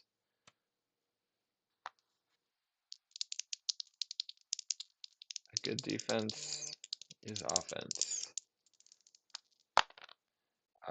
4 and a 5, so both hits. The 5 is a crit, so we'll switch that up. And the 4 is only reduced by 1 because his defense is only 1 right now. Let's see if she can pour in some more damage. She picked up a bunch of XP for that last move. And for this one, she's looking at 2, 3, 4, 4 more wounds. So bringing it up to 8 damage. 8 out of 15. She did her part. She got over half of them down. So now we need our Jaguar Warrior to do the rest before this slug gets to go. She doesn't have any unspent movement. Otherwise, she would use her feather band to try and pump that up. But that's all she's got. Oh, we should have moved 2 more spaces down on the depth track when we flip the new tile. That is the rule that I forget the most, is advancing that hero party marker. But it's nice because you can always just look and see how many tiles have come out. We also need to remember that this has 2 more health because we are in the top stage of the depth track. So that slug needs 17. So she didn't quite get it halfway. She did 8, just a little below half damage. Man, I wish there was a way I could squeeze a little more damage, but I don't think I have any more tricks. Okay, that's hit. Okay, she does that. There's slime coming everywhere. One of the mandibles has come off, and now our friend Watch Chipotle. Okay, you need to roll at least a 3 here to get close enough to do some damage. Comes up with a 5, closes the gap. Um, Stop right there. You guys are going to take some damage from that slime at the end of the turn, unless you can have a really big turn. So Watch Chipotle is going to, okay, either spends a grit to get 2 more attacks, and we'll be looking for 5s or 6s, or he could try to recover a grit so that he can make sure his damage rolls are high. I love the strategy options here. Okay, we're going to, oh, but recovering the grit is only on a 4+. Ugh. Adam, why do you have to interrupt my fun? Yes, the Swamp Slug does get 2 free elite abilities because of the Growing Dread card. Let's just leave that by the depth track so we don't forget. Okay, 2 free elite abilities. Grumble, grumble, grumble, grumble, grumble.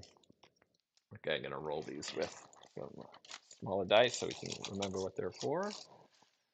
So 5, mesmerizing spots. All heroes starting the turn on the same map tile as one or more swamp slugs is -1 initiative this turn.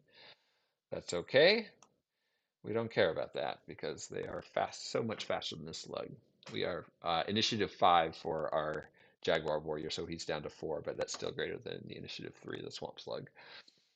And so she catches at 7, so she's actually at 6. We roll a second 5, so that doesn't count. We've got to get a different. 1 to 2 is extra mandibles, +1 combat, and may be upgraded multiple times. Okay, so these have 2 combat that hits on 3s that do 6 damage. So, oh, he's a lot more ferocious than it seemed at first. Thank you, Adam. For the sake of obeying the rules, yes, all the rules lawyers out there, I love your superpowers. Thank you for helping our community. Okay, ugh. Okay, so this strategy moment, I think I'm gonna go. I would go if I knew I was going to get another grit. I would take it, go up to 2 grit, roll for some hits, make sure I got some hits, and then roll for some damage and make sure I got some good damage. But it's only a 4, 5, or 6 that'll get me this grit back, so it's kind of a risk. I think I would rather have 4 shots than a 5 or 6 here. Mm, but then there's the option that if I just roll naturally well and have a bunch of grit, I have that grit for defense. I also have my animal instinct. Should I save that for protecting much Chilipite, or should I use it on offense? You know me, I'm going to use it on offense. Okay, we're going to go big or go home. Big lucky, spend it, 2 extra dice.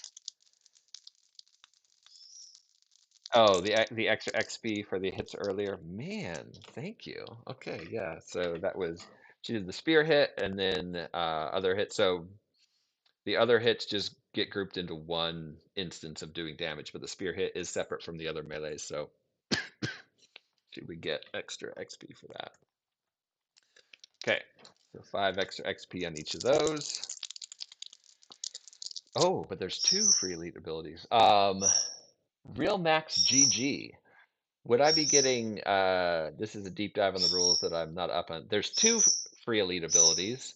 So is that 5 extra XP for each ability, or is it just 5 XP because there are some elite abilities? I think it's because there's each, right? So I'm gonna go an extra 10 there. So she should have gotten an extra 20 XP on that. Yeah, plus 5 for each. Okay, thank you for the confirm. This is why we play in a group. That's why cooperative games are so fun. All right. Okay. By the raven and the red flamingo and the Quetzalcoatl and all of the beautiful birds in the jungle. Let's get some fives and sixes. Woo! We got 1 6. Okay. This needs to go well. We got one hit. It's a crit. Does it not? Is that enough? I don't know if that's enough. One of these might need to be Animal Instinct. I'm going to Animal Instinct one of these with a D8. So he's going to bring in his blue dice to re-roll that. He has no grit, so he's going to try and get it, turn one of those misses into a hit. 4, so that's a hit, but it's a normal hit. That's okay. This thing's defense is down to 1. So normal hit and a crit. 6 and 3 becomes 2, so 8 damage. Yes. 8 damage plus 10. So 40, 60, 60 XP. Good job. You're catching up to Zoshi. He's at 110. She's at 185. And 8 damage. Lovely. Oh, come on. Come on. So 16 out of 17 damage. Again, if we weren't playing this mission, if there wasn't a um, dangerous hunting ground rule in effect, this thing would be down. We'd be taking no damage. As it is, they're both going to get mucused. Oh, is there anything that should be giving me just a little more damage? No, there's no +1 damage to anything. Man, if Zoshi had rolled a little higher on her movement, she could have feather banded that extra damage on. As it is, we have 8, 16 damage out of the 17 health of the Swamp Slug, and it's the Swamp Slug's turn.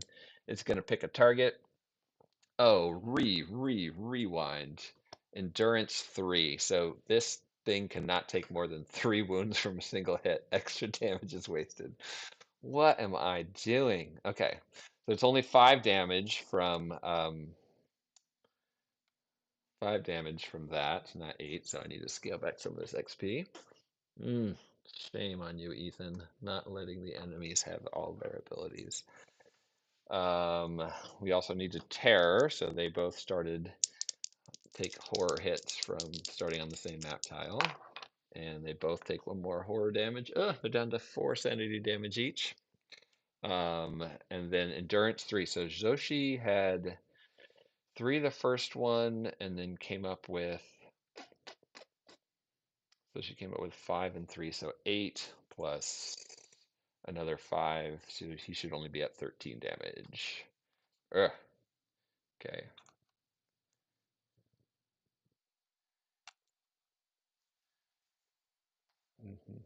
Right? 'Cause oh no, no, that's not right. She had 2. She had 1 hit with the spear, which would have done 3 damage, and then she got 1 more hit. Okay, for the sake of not cheating the enemy, I'm going to take 2 more health off there. Okay, just make sure I did that right. And then she needs to scale back a bunch, so she lost 2 off of that. She's backing her down to 165. Okay, so 13 damage on our 17th health, or 11 damage on our 17th health slug. Um, Hopefully it'll go to the next round. Okay, and now it gets its 2 combat. I get so excited, and when I'm on stream, I want to keep it moving and interesting, so sometimes I breeze right past a rule. Okay, here we come. We're looking to target an enemy. We'll do odds for Zoshi Quetzal, and it's even, so the slug can actually get around behind Muchly Potle, and we'll try to get next to we'll get next to both of them so it can acid mucus both of them. Technically, it might need to move diagonally since it started diagonally opposite, but we'll make it hard on the heroes. All right, end of each turn. The slug comes up, gets 1 hit on Watch Chili Pitle, who is going to use the shield to try and stop that. We need a 3 or higher shield. Yes, okay, the round shield does its job. Puts it in the way of the mandible, and this thing chews on the shield for a while, not really realizing that it's not sustenance. Okay, blocked at the end of the turn. Each adjacent hero takes D3 wounds, ignoring defense. Okay, so 2 wounds and 3 wounds. 2 wounds for our feathered bird, and 3 wounds down to 9 for our hunting cat. You have 2 wounds on you. You have 5. Okay, so now dice on the board will be representing wounds. And the -1 defense is gone off the spear. Okay. Mean old slug. Taking my heroes. You're just softening me up for what I need to do with the Kobari headhunters. 6. Hold back in the darkness roll failed. And moves forward. Come on. Triggering nothing. Zoshi Ketzel, come on. She will ready her spear. Her feather band is already ready. And she will roll 5 for movement plus 1 is 6. She has 6 unspent movement. She can turn it into 3 extra damage. She'll throw that spear with a big old 1. She's going to animal instinct that to reroll it. Comes up with a 5. That's a hit. It's not a crit. So this thing still has 2 defense. But the hit, she can add 4 damage to it if she wants. And she rolls a 2 for damage. So she'll turn that into 6. 6 minus 2 is 4. It takes 4 wounds. Nope, it takes 3 because it has endurance. She'll take it though. So add 3. Getting it up to 14 damage out of 17 and applying the -1 defense to it for future hits. Gaining her 10, 11, 12, or sorry, 10, 15, 20, 25, plus 10, 35 XP. 200. Good job, Zoshi. Yeah, that's the trade-off. We'll take some wounds, but we'll get enough XP to level up before the final problem. And she's now going to take her attacks. Swinging hard, looking for 5s and 6s. Gets a 5. That's going to be a crit. She just needs 3 damage here. The crit brings its defense down to 0. And the crit comes 5 damage, which is 3. 17. She picks up another 25, 45 XP. And it is down, allowing her to catch her breath for 2. So she only has 3 wounds on her. And he to catch his breath for 1. Still has 1 wound on himself. Okay. Oh, sorry, vice versa. He has 3 wounds on him. And she has 1 on her. Right. Grit. XP for the loot that's about to happen.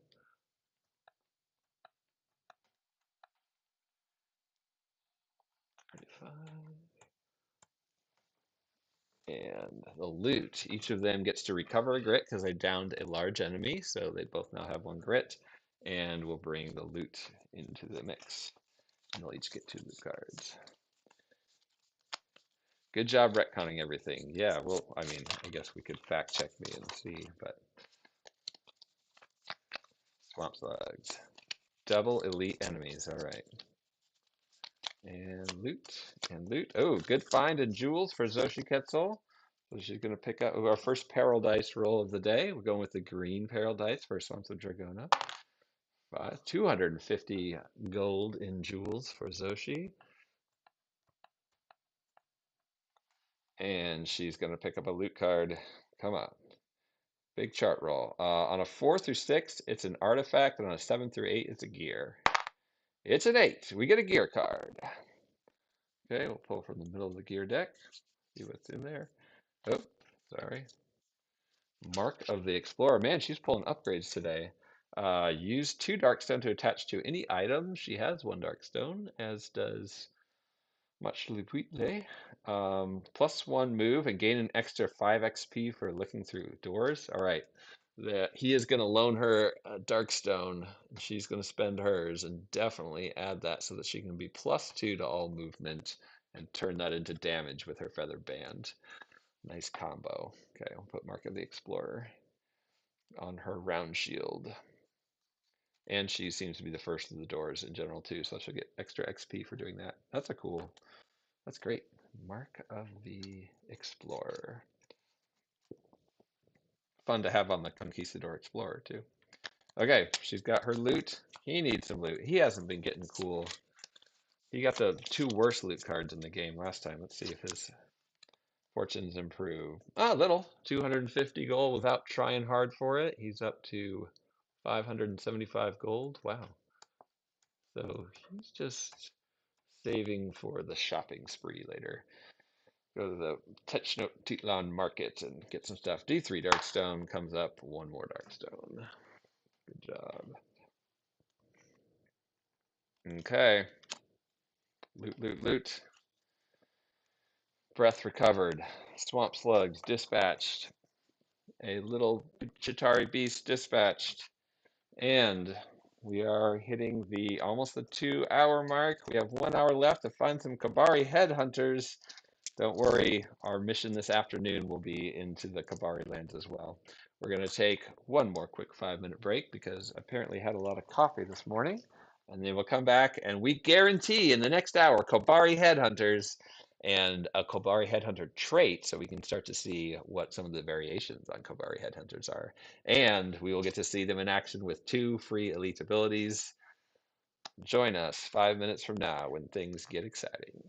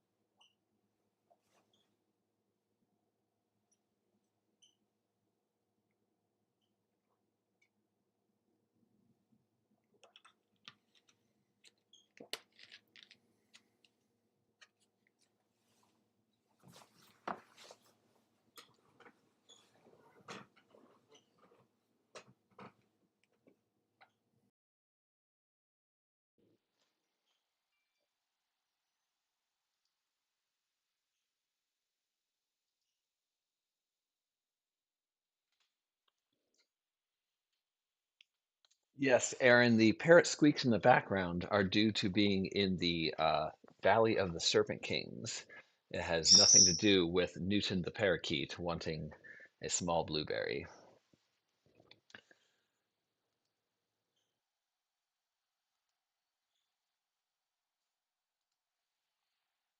All right, thanks for your patience. Now, I don't want the game to slow down once we run into the Kabari headhunters, so we're going to take a minute now to look in detail at the Kabari headhunters stat line. So we will do that. Let's jump back to the big screen for this. I'll hold it up for a second. So we have Kabari headhunters. These are mercenaries that can be hired by any of the different Serpentmen factions, and I love that they are kind of their own unique group. And so you can just get one uh, beautiful set of them, paint them up, and then have them work into the lore and stories. Let's take a moment. I'm going to grab them as well. We'll go to the other cam and zoom in on that. Actually, let me set you up with this first. We'll take a quick look. And I'm this is being streamed but not recorded, so the things you're seeing here won't be seen again for quite some time. As always, you guys are very conscientious about protecting the hard creative work and um, material that is leaked early and shown. And the people, yeah, that so much time and effort goes into making these things, and making sure that the people that make them are rewarded for it is important. But this community is like none other in many ways, and I love that we can have things out there that then the community still respects and doesn't share out things that are not doesn't try to work around um, the chance to have it in person from the correct source. Okay, so Kobari headhunters here. Let's look at our friends. Alien, I don't know when you had time to paint these or how long ago they were painted or how long ago they fell off the truck, but these are some really, really fun. This is some table ready paint jobs. Maybe a little bit above that. Fun. Look at these shields. Oh my gosh, I want to paint I want to paint those shields with like a winking eye or like raised eyebrows. The detail, yeah, different fun details you could do with that. These guys here. Dude, this one's kind of, yeah, that medallion in the middle. On my camera, these look really crystal clear. I don't know how much is making it through all the different streaming reroutes, but I love that little emblem in the middle that mirrors the shield. These feathers, you could do anything you wanted with the coloration or varying them or having them all the same. Uh, Fun tassel on this sword, this big darkstone obsidian blade looking thing. Those banners on the arms, you could do different colors too. That hood, I like the scales and the texture there. Oh, I saw a Tredarin tank posted this week that blew my mind. It looked like magma was coming out of it. So I can't wait for people to get their hands on these. And I love like bright jewel tones in stuff. So anytime there's feathers, I'm just eager to make it all pop. Do a lot of different stuff. They kind of have the undead eye thing going on this version, but you could definitely do what you want to do with the eyes as well. Whew, so many options. Okay, and there are 6 Kabari headhunters that come in the mission pack, so there's a big pool of them. We get D3 plus 1 when we're dealing with 1 to 2 heroes. And they have a pack of traits, Kabari headhunter traits here. Oh, sorry. Whoop. So just like the other trait cards for different enemies, there's a bunch of different things that they could take. Bladed shields, treetop hunters, trophy collectors, cold dead eyes, ruthless hiss. So we'll run into one of those today and see what they come up with. Okay, now let's look at the Kobari headhunters and understand how they work. So we won't do that explanation when we actually run into them, and we'll save their elite chart for when we do run into them and have to roll and give them 2 elite abilities. Initiative 8. So even my super fast Jaguar Warrior, Eagle Warrior, who has initiative of 7, does not get the drop on the Kobari headhunters. These are a medium-sized enemy. They move through other models, much like all Serpent men tend to do. Shield block. This enemy prevents the first 2 wounds it would take during each hero's activation. So that's not per hit, it's per activation. So when that Aztec spear comes flying in to try and down their defense, it's going to be 2 less damage from that spear, and so it's going to be a lot harder for us to get a hit on a Kobari that reduces its defense for the turn. So that's a nice tactic on their part, and their hits of 5 plus do an extra D6 damage. So just like are much weaker. They get crits on fives. They're going to crit on fives up. And if we were wearing armor, like that cool armor that Zoshi Ketzel's working up to wearing, her Croxon plate, the armor is messed up. If they get a six or higher, they ignore their armor completely. So Spanish conquistadors, especially the Spanish explorers, will not like running into these guys because a lot of them don't rely on shields or great defense. They rely on just loads of armor and armor tricks. So these guys will be especially mean to the explorers. I love that about different groups that you take, Vikings in against these guys versus explorers versus the Old West. Like everybody kind of has a thing that's going to affect them differently. I really enjoy, yeah, especially the Viking stuff where when you take the Old West heroes up there, they're like, "Sweet, we have range, no problem." But then they're like, "We're not nearly as." You don't realize how much horror hits the Vikings are withstanding with their amazing willpower that the Old West heroes can't handle. Two combat each, hitting on three or higher for 2 damage each. But again, fives and sixes, whew, going to do plus d6 damage. So we're going to have some normal little slicing wounds of 2 damage and then some really big deep cuts. So in this case, actually, I like my odds with Aztec Warriors because the Aztec Warriors, their thing is they're not good against tons of hits, but they're good against really specific hits. They have the shield and the animal instincts that can help them stop very specific wounding moments. So they're good in very tactical sword and shield combat. So yeah, toe to toe. Let's go, Kobari. I brought the right team for you. Didn't do that on purpose, but I'm excited to see how it matches up. 6 health, 35 XP. It'll be 55 XP because I'll have 2 elite abilities.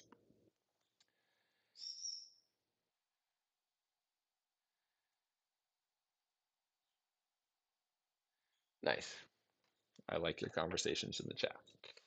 Okay, let's jump back into it. We have a portal, and we are not going through a portal because we are definitely scared to end up on some strange world. Because remember, the next mission starts in whatever world you end this mission in. So I do not want to. These guys are watching from the bushes.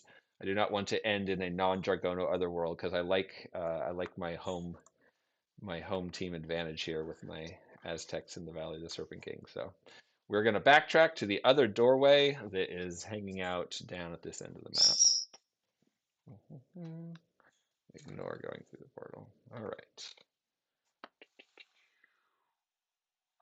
Sorry for the clutter. This is a casual stream.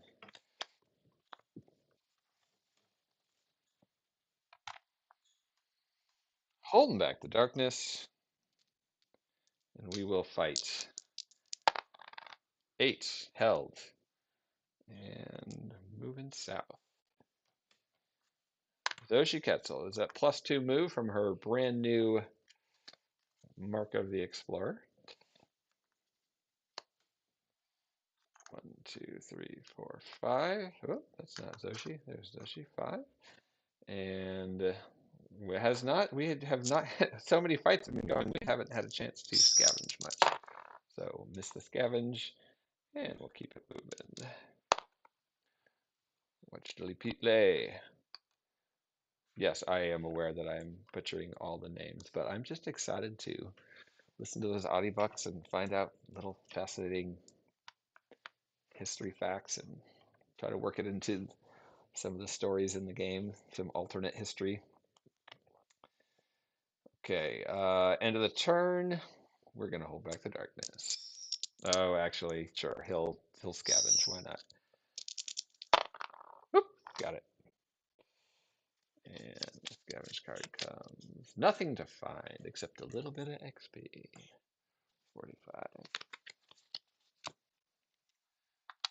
Okay, and she's got the lantern, and we've got the hold back the darkness. 7. We're still good because we're still in the top stage of the depth track. One more, and all those enemies are going to get +5 health and +1 combat. So that's going to be mean with these guys. +5 health? They're only 6 health, but now suddenly they're 11 health, almost doubling their health. Ooh. 1, 2, 3, 4, 5, 6, 7. She could go 8, 9, 10, but doesn't need to. Okay, she gets 10 XP for opening a door now with her new Mark of the Explorer, and we look and find Boneyard Lake. This will be a great final room.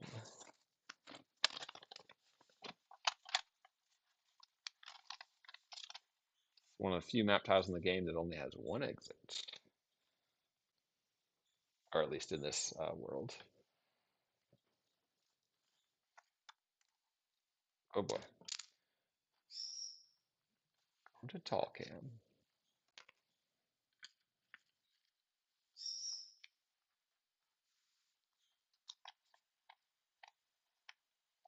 Lose the entrance tile.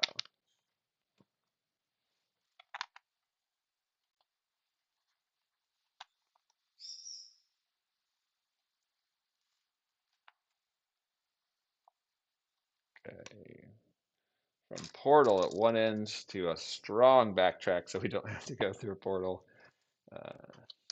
She's sitting pretty, and we got an explorer token here. Exploration token here, and comes the movement. Oh, please catch up. 1, 2. Oh, he's actually, nope, he's not in the dark yet, so he's still okay on the lantern light. And, but starting to push it. Yeah, I got to the edge tile though. He will scavenge this middle tile, which has not been scavenged yet. The entrance was scavenged. The courtyard with the skulls and the blood, they decide we don't want to deal with the Kobari headhunters. They're too strong. We don't want to go through a glowing portal to the other world. We're going to see if we can exit another way and get out of this mess. No scavenge. So they are looking for a way out of the forest after taking 2 trophies, realizing that they are maybe in over their heads. 8 holds back the darkness. No, it doesn't, because when we flip that, this moved down 2 more spaces. And when it moved 2 more spaces, oh, we also need to do this exploration token. It says, whenever the hero party crosses into a new stage of the depth track, everybody takes a corruption hit. So the corruption is saved by neither of them. So 2 corruption points now for Zoshi, and 3, 1 more will mutate. Watch Diddly oh, all scavenge cards gain an extra $10, so they should each have 10 extra bucks. 5 and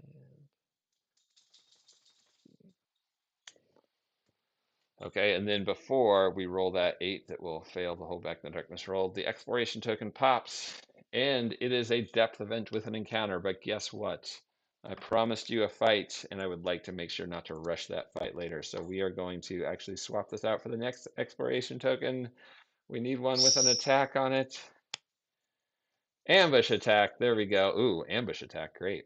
Okay, ambush attack, 2 exits here. This, and there's no clue, which means we won't have to deal with a trophy hunt. Okay, ambush attack. Da, da, da. But yeah, it looks like we would have had to make it through a couple more rooms and some more fun encounters and a depth event before running into the Kobari, or they might have popped up in one of those events. And ambush attack. Okay, well, let's do it.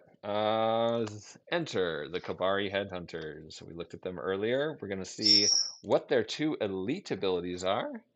Da, da, da. 5 and 6. Come on. Come on. 5 and 6.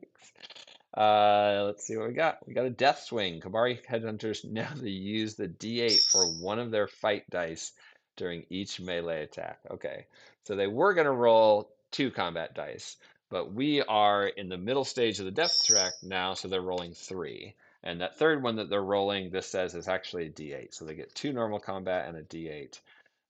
Which is bad because their hits of 5 do D6 extra damage. So that D8 has got a 50% chance of just being a really, really mean hit. So yeah, I'm starting to feel concerned.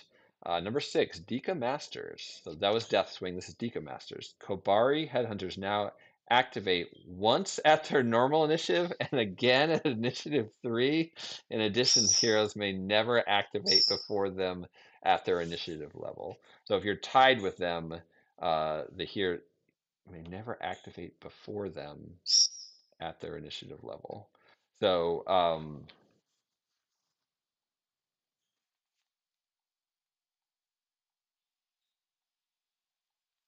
So some heroes get when they're tied with the enemies, get to initiate can break the tie, but they are Deca masters, so they're gaining advantages and activating, meaning they're going to activate twice, once at initiative 8 and once at initiative 3, and they are going to win ties if they are tied for initiative. Oh yes, real mags. And Luke Evans asked if we've seen any new map tiles so far. No, I don't think any new map tiles fell off the truck, but that is a good note that mission packs typically come with a new map tile in them. So, okay, so extra dice and double activation. This is vicious. Okay, we need D3 plus 1, so maybe I will get some mercy here in that the dice will not come up a 6, 5 or 6. D3 plus 1. Two. Okay, so we're dealing with three Kobari headhunters. Each has 11 health, rolling two normal dice and a D8, and they're getting plus D6 damage on their 5 ups.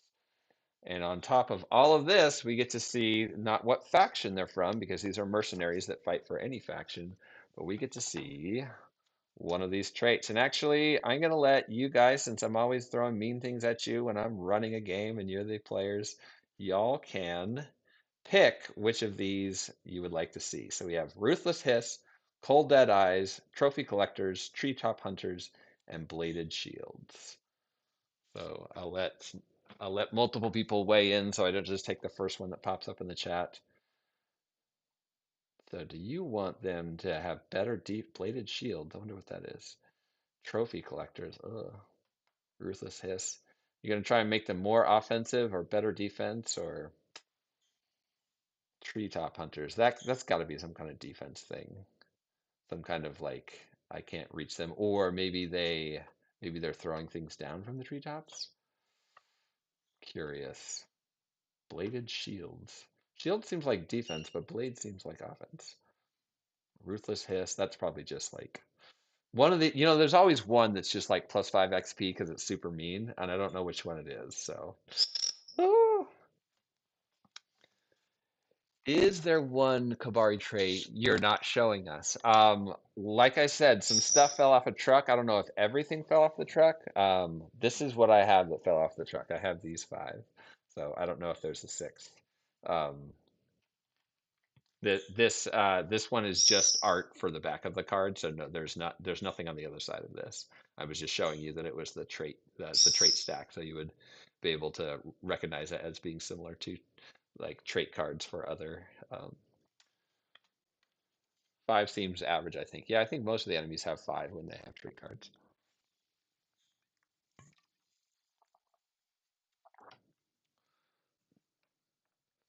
Bladed shields,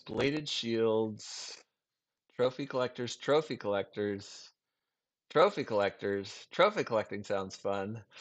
Ooh, okay. So that was good. I'm glad we got multiple ways in. So we're gonna go with trophy collectors. There's 4 for that. Well, nobody wanted to see tree top hunters. Okay. hmm Final fight. Trophy collectors. Kobari Headhunter trait.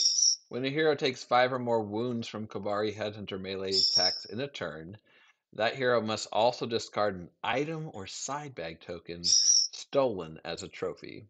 At the end of the fight, every hero that is not KO'd may take back any items tokens that were stolen from them on the d6 roll of 4 plus each. Oh, interesting. Okay.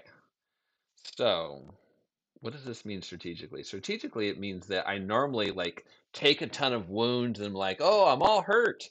Bummer. I'll just use these healing herbs from my medicine satchel and heal 2d6.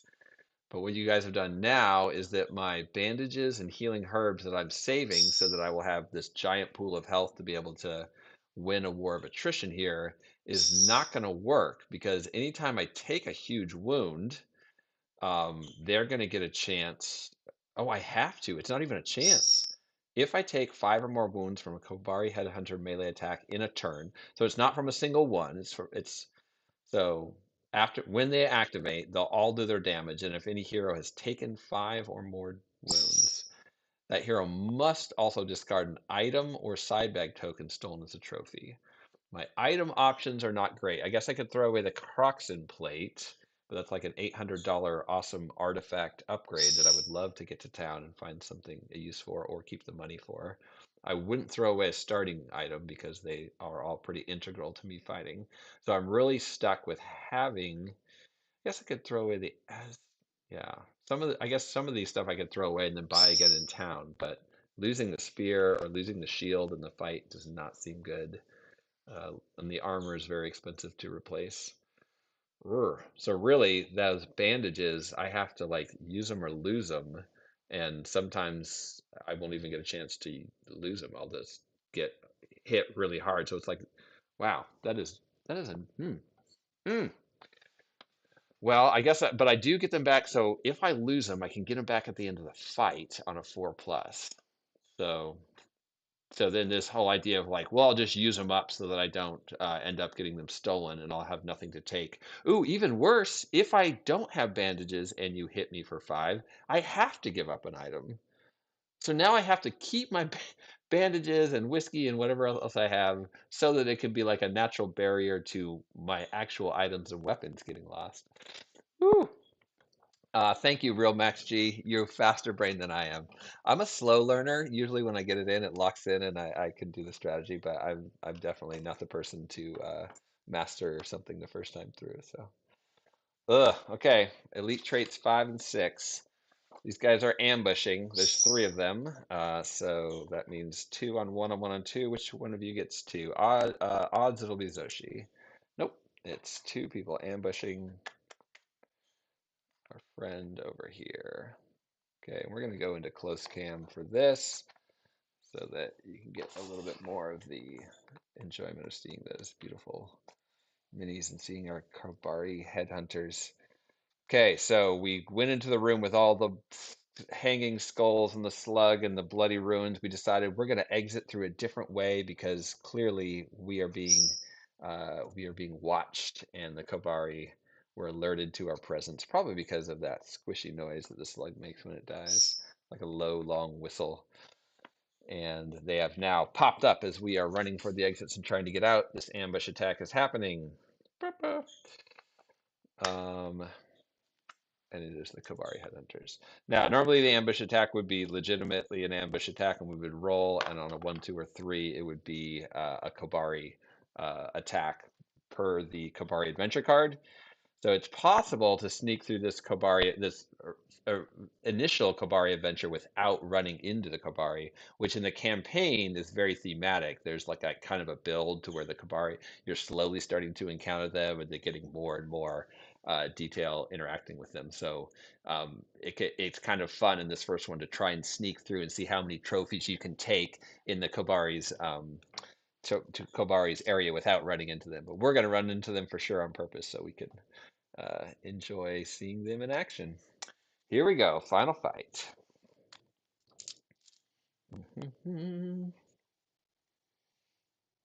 Oh man, I can't believe they get to activate twice. 2 times. 11 health each. We're doomed. Okay, 5 fails the hold back the darkness roll. Oh, and they're coming. All tribal and beast enemies are now +1 initiative and +1 combat shot. So they were activating again at initiative 3. Um, so I think that still just happens at initiative, once at the normal initiative and again at initiative 3. So they will be activating at initiative 9 and initiative 3, and they will be +1 combat. These are tribal, they're not beast enemies, but they are tribal enemies. They have the tribal and Jargono keyword. So, good. They prevent the first 2 wounds they would take during each hero's activation. Well, it's not the hero's activation, but this remains in play for all beasts too. Wow, so this gets real bad because now these tribal assault in a beast hunting mission, they're already getting bumps off of the depth track, dangerous hunting grounds, and then they're going to get this too. Okay, that's 2 free elite abilities. Everything's coming to bear. Okay, let's start. Let's see. Let's start small. Let's go with these 3 dice Two red and one mean orange dice that are going to be coming at Zoshi Quetzal. They hit on threes or higher, and they're doing 2 damage each, but 5 ups do an extra 6 damage.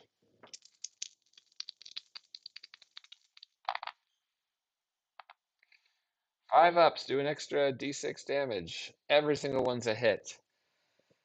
Okay, Zoshi, you are going to have to use all your tricks this round.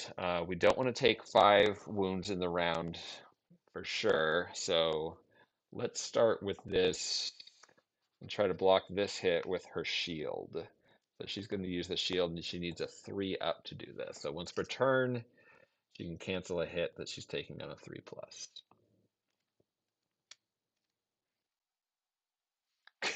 Adam Miller says, "Goodbye, brave Aztec warriors."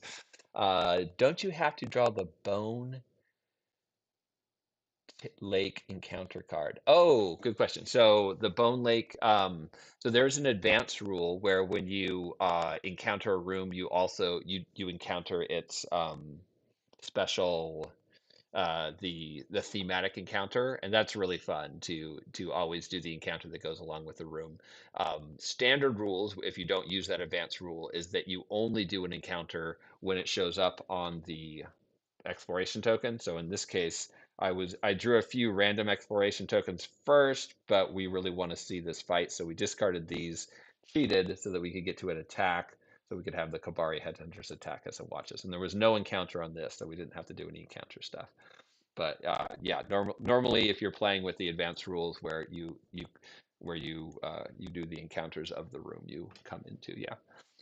Okay, shield. We need a 3 or higher to stop this big old uh, scary death swing. The death swing is the D8 dice that they always. So the death swing comes and oh, not good. Zoshi Kessel does not want to get hit with the death swing, so she has 1 grit, but she's going to use her animal instincts to re-roll that with a D8. She would love to see a 3 or higher. She gets an 8. Okay, so she uses her animal instincts to avoid the death swing. It's Serpent versus Eagle, Claws versus Fangs, Talons versus Fangs. Okay, these 2 hits are not good. One of them is going to have an extra d6 worth of damage, and she needs to defend against these. She doesn't have a shield anymore or animal instinct, so she's just going to have to roll and hope for 5s or higher, which is her defense. At times like these, we wish we had the Nimble Fighter starting upgrade instead of Evil Warrior. Oh, yes, Zoshi. Haha. It may have 11 health. It may get to activate twice in a turn, but she has shut it down. Do not get the jump on the eagle. Eagle versus snake. Okay, good job, Zoshi. Okay, now that was viciously scary, and that was only 1. These 2 are going after Watchilipitle and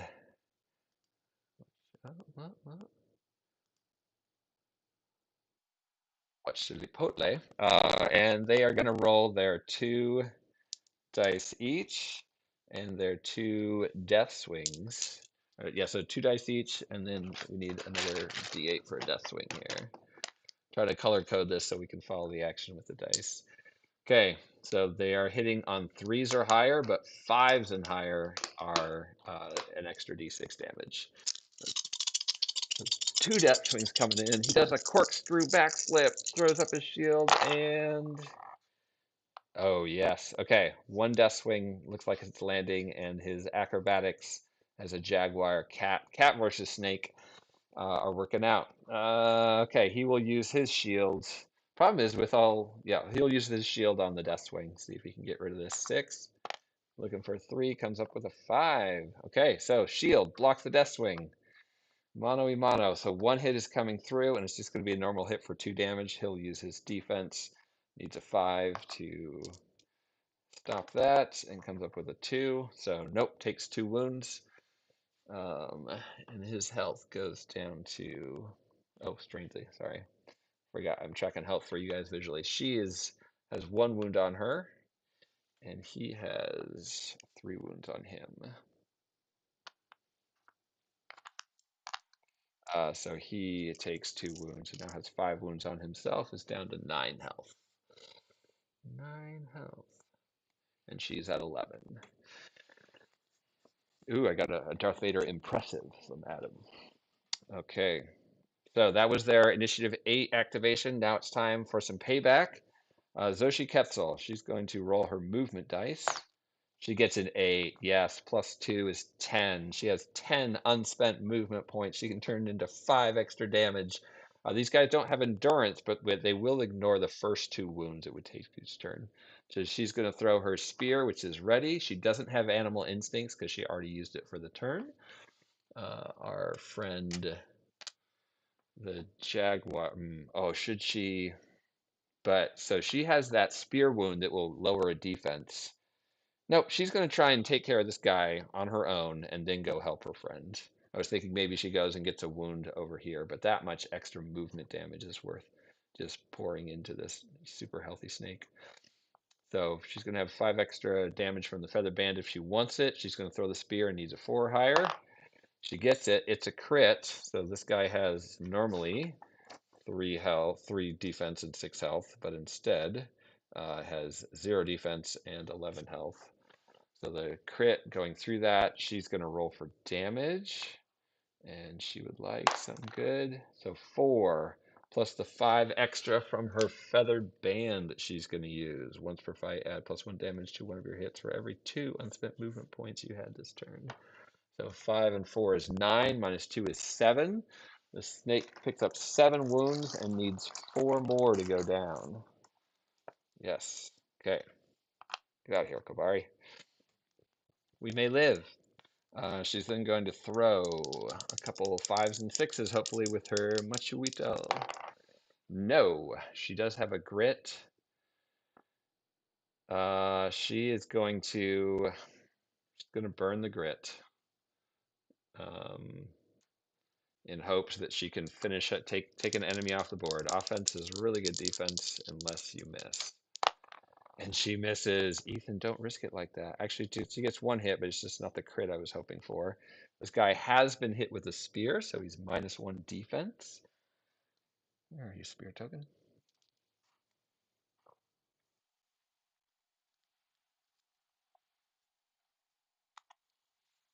There you are, spear token.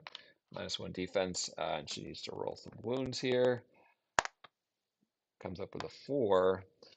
-1 defense puts him at 2 defense, -4. So 2 more wounds.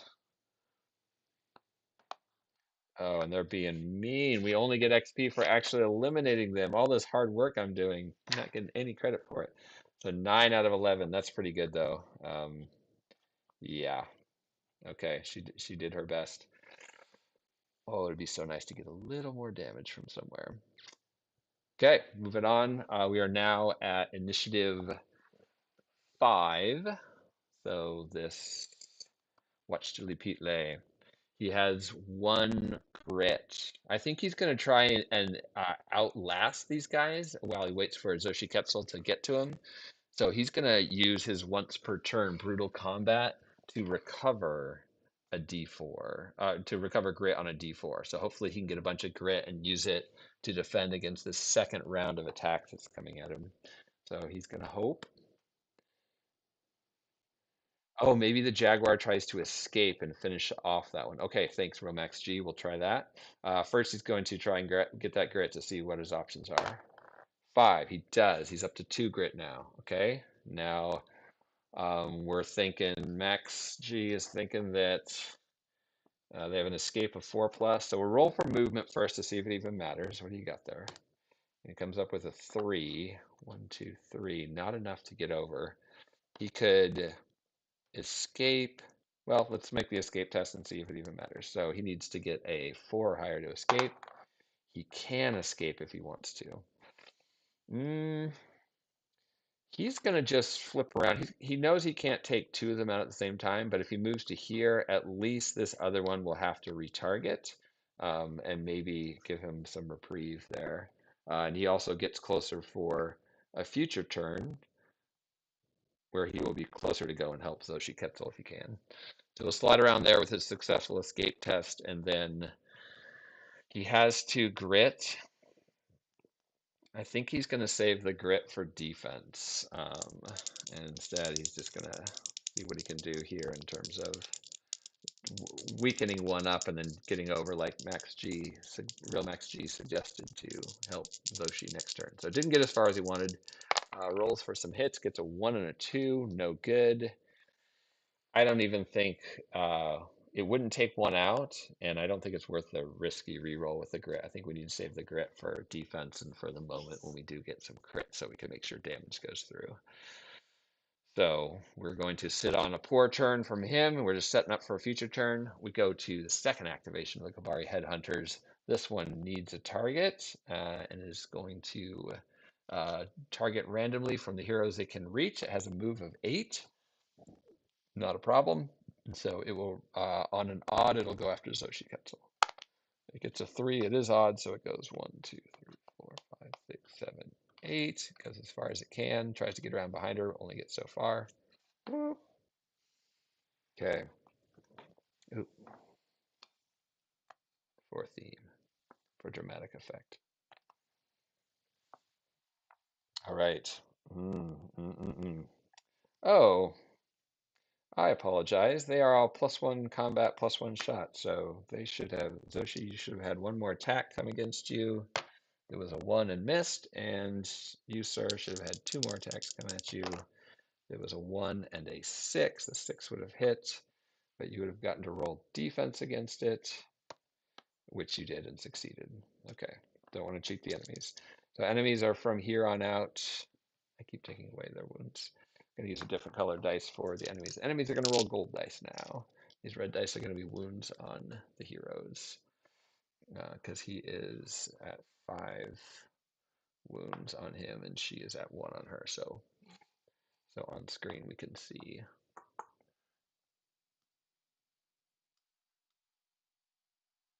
Oop, exactly how much health these heroes are dealing with. Okay. So he switched over here. Okay, so we'll go to Zoshi and see if she survives. She has not used her animal instinct yet, which is, oh no, she has. He hasn't. Ooh. She doesn't have animal instinct. She doesn't have grit left. She is just going to have to deal with whatever happens. She does have bandages right now, but she's only wounded for 1 health, and that's going to be for dealing with the big problem. So they each get 3 dice against her, and they each get a death swing against her.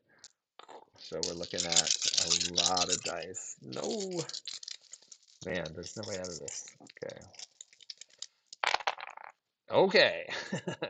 We came to see Kobari in action. We're seeing the Kobari in action. Fortunately, the 2 death swings do poorly, but I can't say as much for the rest of the roll. The oh wow, oh wow, oh wow. Okay. We do get the shield. No, the shield is once per turn. Man, the second activation is gonna just roast these heroes. They did so well on that first one to get in position, but not having their once per turn defense abilities all turned off because of the second activation of the Kobari Headhunters. Okay. So normally I would get a chance to roll a shield against one of these and an animal instinct against one of these, but that's not happening. So we're gonna change this red dice to or gold dice to a red one, and these 4 hits are all going to do plus d6 damage.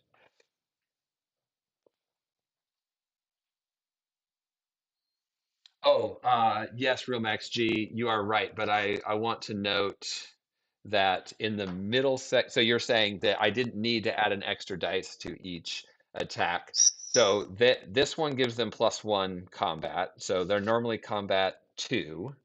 And this makes it 3. And then because we're in dangerous hunting grounds, when the hero party is in the middle section of the depth track, the enemies get +5 health and +1 combat. So they're getting 2, 3, 4 combat each, one of which is a D8, a death swing. So that's why we're rolling 3 dice for each of them, plus a D8 for the death swing. The hunting grounds, yes. Cool. No, usually I'm turned around, so it's great to, and I probably didn't communicate the hunting ground part super well. Yeah, when we get to this section of the hunting ground, it's +2 combat and +10 health. So we really we really got to get out at that second clue or maybe the third.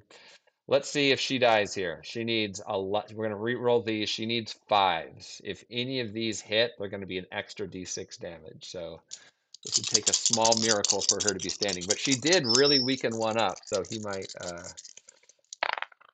No, not even close.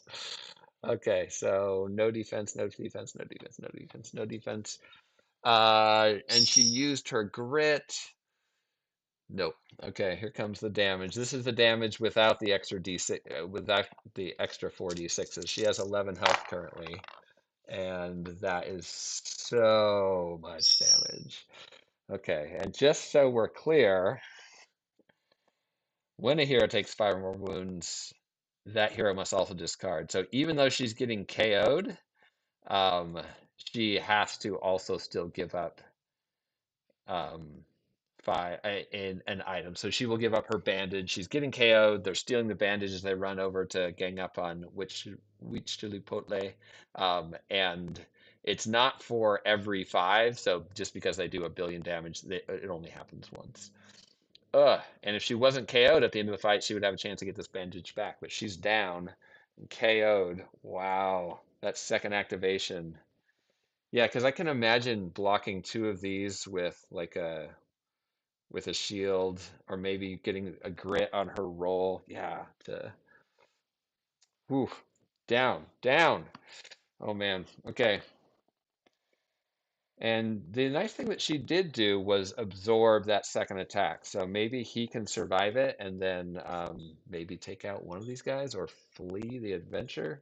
My gosh.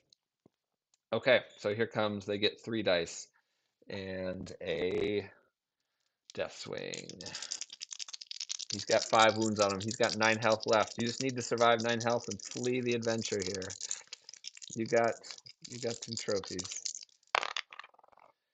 Ugh. Okay, you also have used your round shield for the turn, but you have not used your animal instinct. So these are misses. They're not. This hits on they hit on 3s and higher. Kobari headhunters are no joke. Okay, we're gonna round shield. Actually, we'll round shield one of these 6+ hits so that we don't get that extra damage. We need a 3 or higher here. Comes up with a 6, so that's gone. So we need to do defense rolls against a mean hit and a normal hit. So the blue will be against the mean hit, the green will be against the normal hit. And the defense rolls come no good. We spend a grit. That's why we saved it instead of turning it into offense. And the normal hit gets stopped. The mean hit gets through. The mean hit will deal a bunch of damage here. So it's going to hit plus the normal hit plus an extra d6. So 4. Oh, 4. Okay. Got 5 health left. So he has 9 wounds on him. 9 wounds. Normally he's a 12 health hero, but he has +2 because he chose Jaguar Warrior, so he has the +2 health from the armor. 9 wounds. They have activated twice. Let's assess before we completely flee here. They would get to activate at initiative 8 next round. They would activate twice. Best he could do would be to survive that with grit and tricks, and then he could maybe they would rush over to him. He could then use his activation if he had a healthy amount of grit left. He could walk over there, spend extra grit to drag her off of the tile that they're on, and then revive her so she would come back. He has herbs and bandages right now. Oh no, wait, he just took. Oh yeah, he took 4 wounds, not 5. So he didn't trigger their ability. So he's still got all of his bandages and all of his Oh, wait a minute. Did he take wounds earlier? Because this is in a turn. So when they activate twice, it's gonna tally total. And he did take wounds earlier. So he does have to give up one of his bandages. Wow, that is mean. Okay, so he gives up a bandage because he took wounds earlier. Because he's over the 5 wound threshold now. Wow, when they activate twice, that is Yeeks. Yeah, remember earlier when we were like, should we spend 2 grit to cancel this? And we were like, let's see how mean the Kobari headhunter gets. We learned our lesson. Yeah, because the best he could do would get super lucky, come over here, revive her, and she would be up just long enough. Oh, she wouldn't even get her activation, and they would get a second activation, flood over, and swamp them. So these two heroes came looking for trophies, were wanting beasts, and did not. They got their 2 beasts, but did not. They underestimated how lethal it would be to go into the Kobari headhunters when a grim warning had been displayed. So they should have just retreated after the second clue once they had finished off the swamp slug and called the mission good. But they decided to go for a third clue. When they did, the grim warning Kopari headhunters with tribal assault turned on, just finished them right off. So very cool. Okay, you all have been so good and so patient. We're going to reward all of you patient people with you had suggested collectors and bladed shields as traits we should try. So we will also reveal a little more Kobari information. We are going to do a second stream at 1 o'clock, so that's an hour and 20 minutes. So I'll do a little chit chat at the end here, and probably maybe about 10 more minutes here. And so for those of you who have come to see new Kobari Headhunter stuff, you got to see how this mission works, and kind of how this mission is connected to other missions. We need to remember we found 2 clues in this mission because that'll come into play later. And then we are going to take another look at what the bladed shields would have done. If you hadn't handed them this mean thing to take all my bandages away from me, you would have given them bladed shields. Whenever an adjacent hero assigns a hit to the Kobari headhunters and it does no damage to them, that hero takes 2 wounds, ignoring defense. Oh, so that's so I'm let's say I'm watch Chipotle, and I'm rolling 4 dice. I roll 4 dice. I'm excited to hurt you. I come up with even some critical hits. Let's say I don't have a critical, 2 crits and a normal hit. If I roll that normal hit trying to wound them, and they have this defensive 3, and I don't get a wound, this shield will activate and I take 2 wounds ignoring defense. So anytime I assign a wound and don't roll enough damage, no good.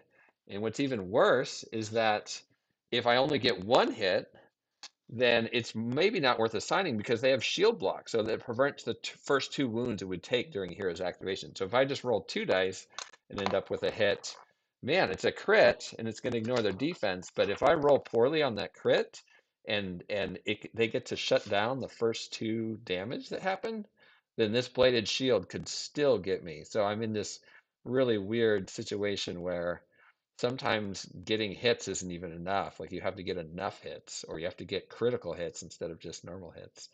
Man, and this is with Aztec who are getting a high number of critical hits. I can't imagine versus conquistadors who like with the crossbow bolt throwing soldier. This is really mean towards heroes that like to do like a single amount of damage or lots of small damage instead of one big damage. Hmm. Super scary. Thanks, Eric. Yes, Scott, thank you for running. Thanks for hanging out. I'm going to do a little clean and reset here, but I will look in the comments and chat with the comments that are coming up, and maybe just monologue about other stuff I'm excited about while we finish up here, and then we can all break for lunch. I'll be back at 1 o'clock Eastern time, so an hour and 15 minutes to run mission 2 of the Kobari. Let's show you that before we leave. It is the deadliest prey. I'll give you the mission teaser here. It's clear that these deadly wilds hold more than just monstrous beasts. Confronted by a new and dangerous type of serpent men, it would seem that you are now the ones being hunted.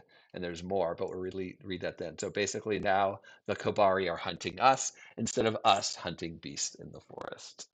So that's where we were headed with mission 2 in an hour and 15 minutes. And Adam, yes, we've learned to always cancel a grim warning. This is no good. I do like in that mission, these are just the wrap cleaning up thoughts. I do like in that mission how the growing dread would like stack up and then pop every time a clue came out. It made it feel less like I'm going towards one big fight at the end, and much more like I'm creeping up on a beast and trying to run into a particularly ferocious large beast and hunt it. And when that happens, there's like these little medium mini fights in the middle. And then the whole time that that's happening, I'm looking for those clues to guarantee those fights. There's the potential that these Kabari pop up. Um, we didn't really run into it, but the adventure means that anytime we pulled a passage, it was going to be a lot more likely that they would pop out and attack us. So even if we never drew the ambush tile, like we kind of forced the ambush attack tile exploration token at the end, there's still on a replay of that, there's still a high probability that you're going to have those Kabari pop up in a passage and ambush in a passage. So it's like whenever you see a passage, it's like, oh no, we're at a choke point and they're popping up. So it's like they're actually like laying in wait in little clever spots to make it really difficult for you. Yeah, we had a chance if they didn't have two elite traits each, but whew, that was double activation and a death swing.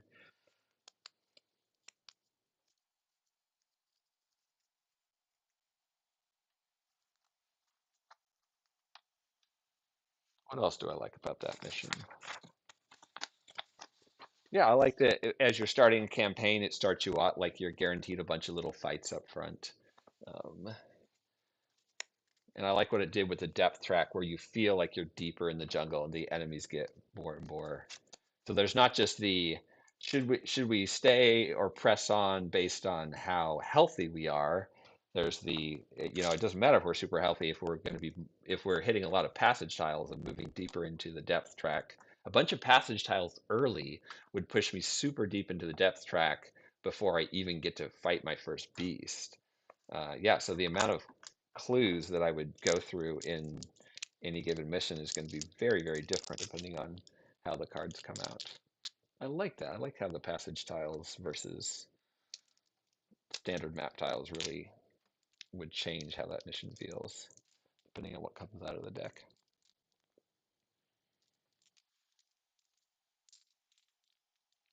I also just like the part where you get to curate your own beast deck. Like it without guaranteeing what you're going to fight, you can look through all your beast enemies and pump them up. And this is all very Jargona themed, but the fact that you could take this mission and you could make it start in the derelict ship, you could go after beasts up there, or belly of the beast. You can go fofo enemies with this, or sorry, fofo heroes with this, Forbidden Fortress heroes, feudal Japan. Um, yeah, you could really get into the beasts that are in that squishy belly. And then, in the middle of all that, like the Kobari have found you in this other world and are starting to hunt you. Then the whole campaign would take place in that other world. I might go Forest of the Dead instead if I was doing Fofo Heroes. Start in the Forest of the Dead. The Kobari headhunters have found their way into the Forest of the Dead and are hunting you as you hunt beasts. Why you're in the Forest of the Dead hunting beasts, though, is beyond me. That would be you're digging your own grave, or you're in a grave digging another grave.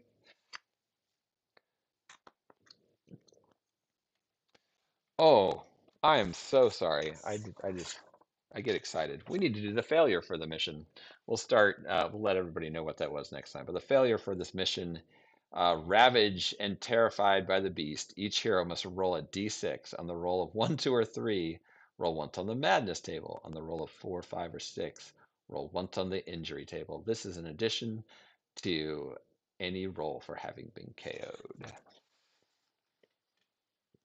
So we'll start with the KO with those rolls in the next adventure. Uh, Nah, we'll do the rolls now, and then we'll tell people what happens if they've already left. Okay, let's see. Zoshi, you definitely got an injury chart for being KO'd. You have a gouged eye. You cannot get critical hits with ranged attacks. Ooh, that is so bad. She has that Aztec spear, and it needs crits to get past the defense to do the wounds to get the -1 wound. Okay, gouged eye. That is number 5. Where are you at, Zoshi? We're gonna put a 5 under your status here. Remember that. And then you also need to either, via the failure, a 1, 2, 3, you get a madness table. Okay, you also get a madness table, Zoshi. 5 again. How do you, it's coming for you. Does it know your name? So that voice she's hearing in the back of her head is now turning into the voice. It's not just her warning herself. She hears the Kobari speaking in her head. You can hear it calling you in the dark. What does it want? Whenever the hold back the darkness roll is failed, including doubles that would fail, you take D3 sanity damage, ignoring willpower. Okay, so for the next game, rolls of 5, or sorry, yeah, darkness rolls failed means Zoshi is in trouble. And then let's see what our watch Potly. Um, he has to roll on the injury table, and his injury is a 4. Mangled hand. One of your hands is twisted and broken. It's hard to even hold anything. You have one less hand for equipping items each turn. Two-handed weapons may still be used, but they can't get crits. Okay, so he can't use his shield and his much do Wheatlow at the same time now. Okay, so I am gonna, on my lunch break, make a little visit to town, take some of this gold they earned, and see if we can get them patched up. Because those two damages would be very difficult. But they earned some gold. We'll get them fixed up and let people know on the other side what they're encumbered by going into the second mission.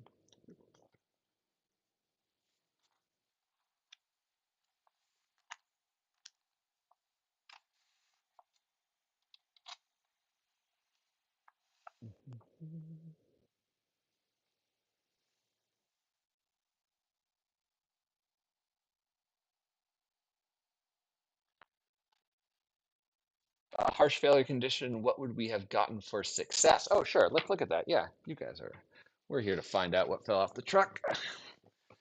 Reward. Okay, I do like this on the reward. Let me check the other chat. What's no go to her spear? No, her spear. Did he have grit left to re-roll that injury? Um, he did have grit left, but you can't use grit on a chart. The only exception to that being that if you are ripped apart, you can use, if a chart roll would cause your death, you're allowed to use grit to re-roll it. Actually, rules lawyers, check me on that. Pretty sure you can't use grit on any charts. I could be wrong.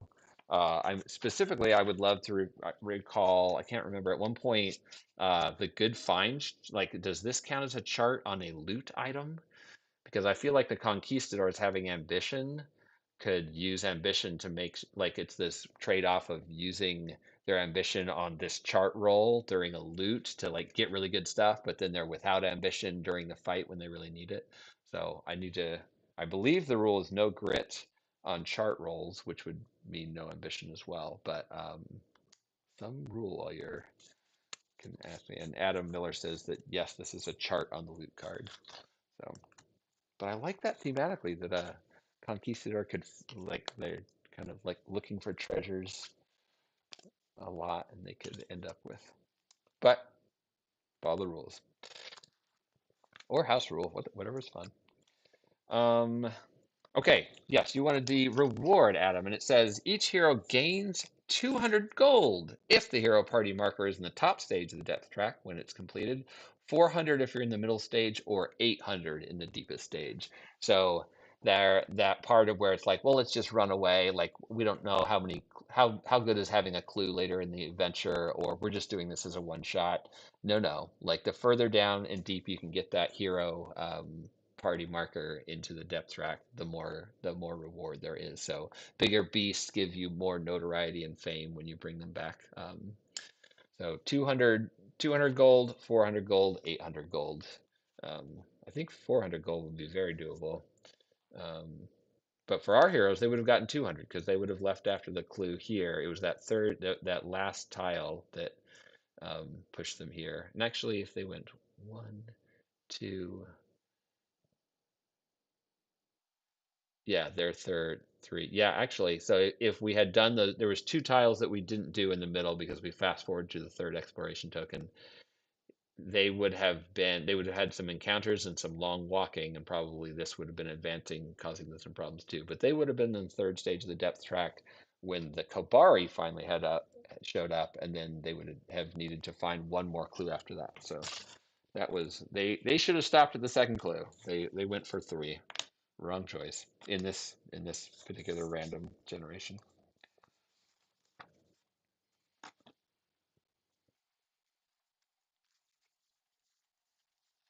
Our adventure,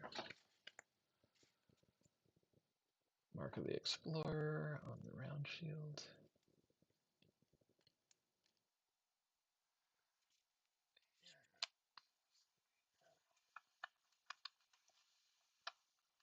Worlds, another worlds.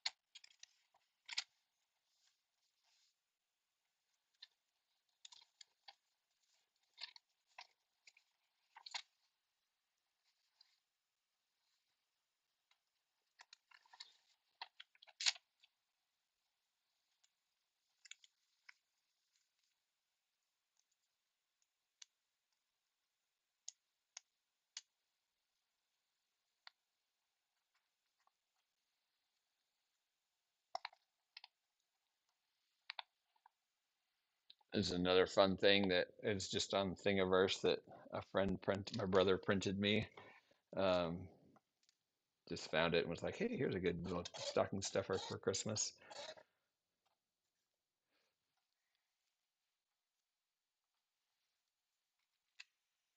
Yeah, I actually like this one better. This one is like when I want to make sure when I'm doing stuff where anything can pop up, I have all the side bag tokens. But I like this one because it's just like this is the core stuff I need for just wound, sanity, darkstone, grit, corruption. Like instead of having a big bin, I can basically run like a little. When I do like solo campaigns with the Vikings and stuff, I just have this that I'm pulling from and can usually manage most of what I need from it.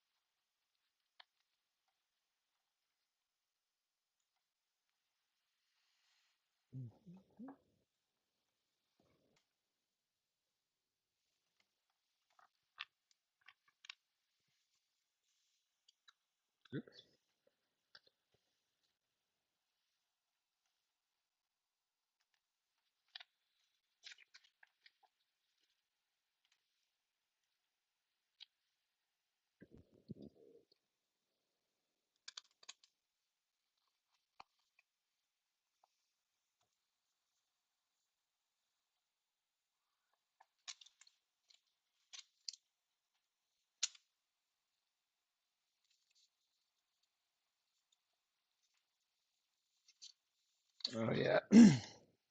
For anybody still hanging out, I'm gonna put some stuff away here. Somebody asked about these. One thing I like about them is there's like a tray below that allows you to have cards you're using and cards you're not using. So I want to keep my hero cards together. So I'd put like the nimble fighter card that I'm not using over here. And then active cards when I want to put this away and grab cards and just put them down into here. So all the cards that I know I'm using. And this side tray here allows me to just have a spot for more. And then if I do upgrade an item, like, oh, I should have done it earlier. So remember when I upgraded the Chamali round shields to um, have an upgrade on it, I can just put a little wing over here grab the wrong piece. So put a little wing on there. So now my Chevalier round shield has the Mark of the Explorer on it. And if I'm trying to look at stuff, I can just flip this forward so I can read it and then flip this back. So it's kind of like a Rolodex thing. Like, how's my shield work? Oh yeah, what is on my shield? Oh, that's attached there. I've got this Croxton plate too, but it's not on anything. Or if something's not being used, I can just turn it down sideways. Like, oh, I don't have that equipped this turn. Or and stuff that's, not, I don't need right in front of me. The old lantern isn't taking up space. I know what it does. I just want to remember who has it. So yeah, so I like this. And then side bag tokens and bits can go into this little drawer here. So this just makes storing stuff easier. These are extra tokens, so if I want to just keep like all the possible things I would buy and put in my side bag in here, then I can. So when I lose a side bag token, I can just pop it in here, and then this becomes my little pool of stuff, so I don't have to draw from a bigger pool. And my favorite is that I can't remember what upgrade I took when I gain experience, and so this little tray over here has an upgrade chart. So it's just a little thing, like there's always 4 lanes on the upgrade chart, and you have little pegs that are in the sides right here, and so I can just peg this. Oh yeah, I chose this particular upgrade on the upgrade chart. It was Jungle Hunter. It was the second one on the Jaguar Warrior upgrade chart. +1 damage against beast and serpent enemies. During the first turn of an ambush, I'm +2 initiative. I'll get the drop on those Kabari. So then I just put that in there, and then I remember next time I'm playing, I pull that out and like, wait, what upgrades have I taken?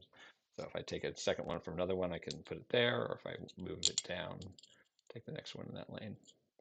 But just like a fun little visual, easy way that if I'm not using cards or writing paper, this is kind of designed to be like how much can we take away the need for a paper and pencil um, by just allowing you to adjust everything here, and then still support the use of cards by having the things that do have cards have cards. Um, there's also uh, we frequently use the Darkstone inlay or the Darkstone grip items from town. So there's a little slide here. So first thing I do in town is get that reroll on my Machuitl, and I can just put that in front to remind myself that I have used that, that I have the Darkstone grip there, or Darkstone inlay on something else, or instead. Uh, yeah. These little pegs I use to remind myself, oh, I have a once per turn ability. I either like put it there and then put it here when I use it and put it back at the end of the turn, or you can leave it vertical and sideways depending on whether you used it. Or what I also like to do is go, oh, I have a once per turn ability.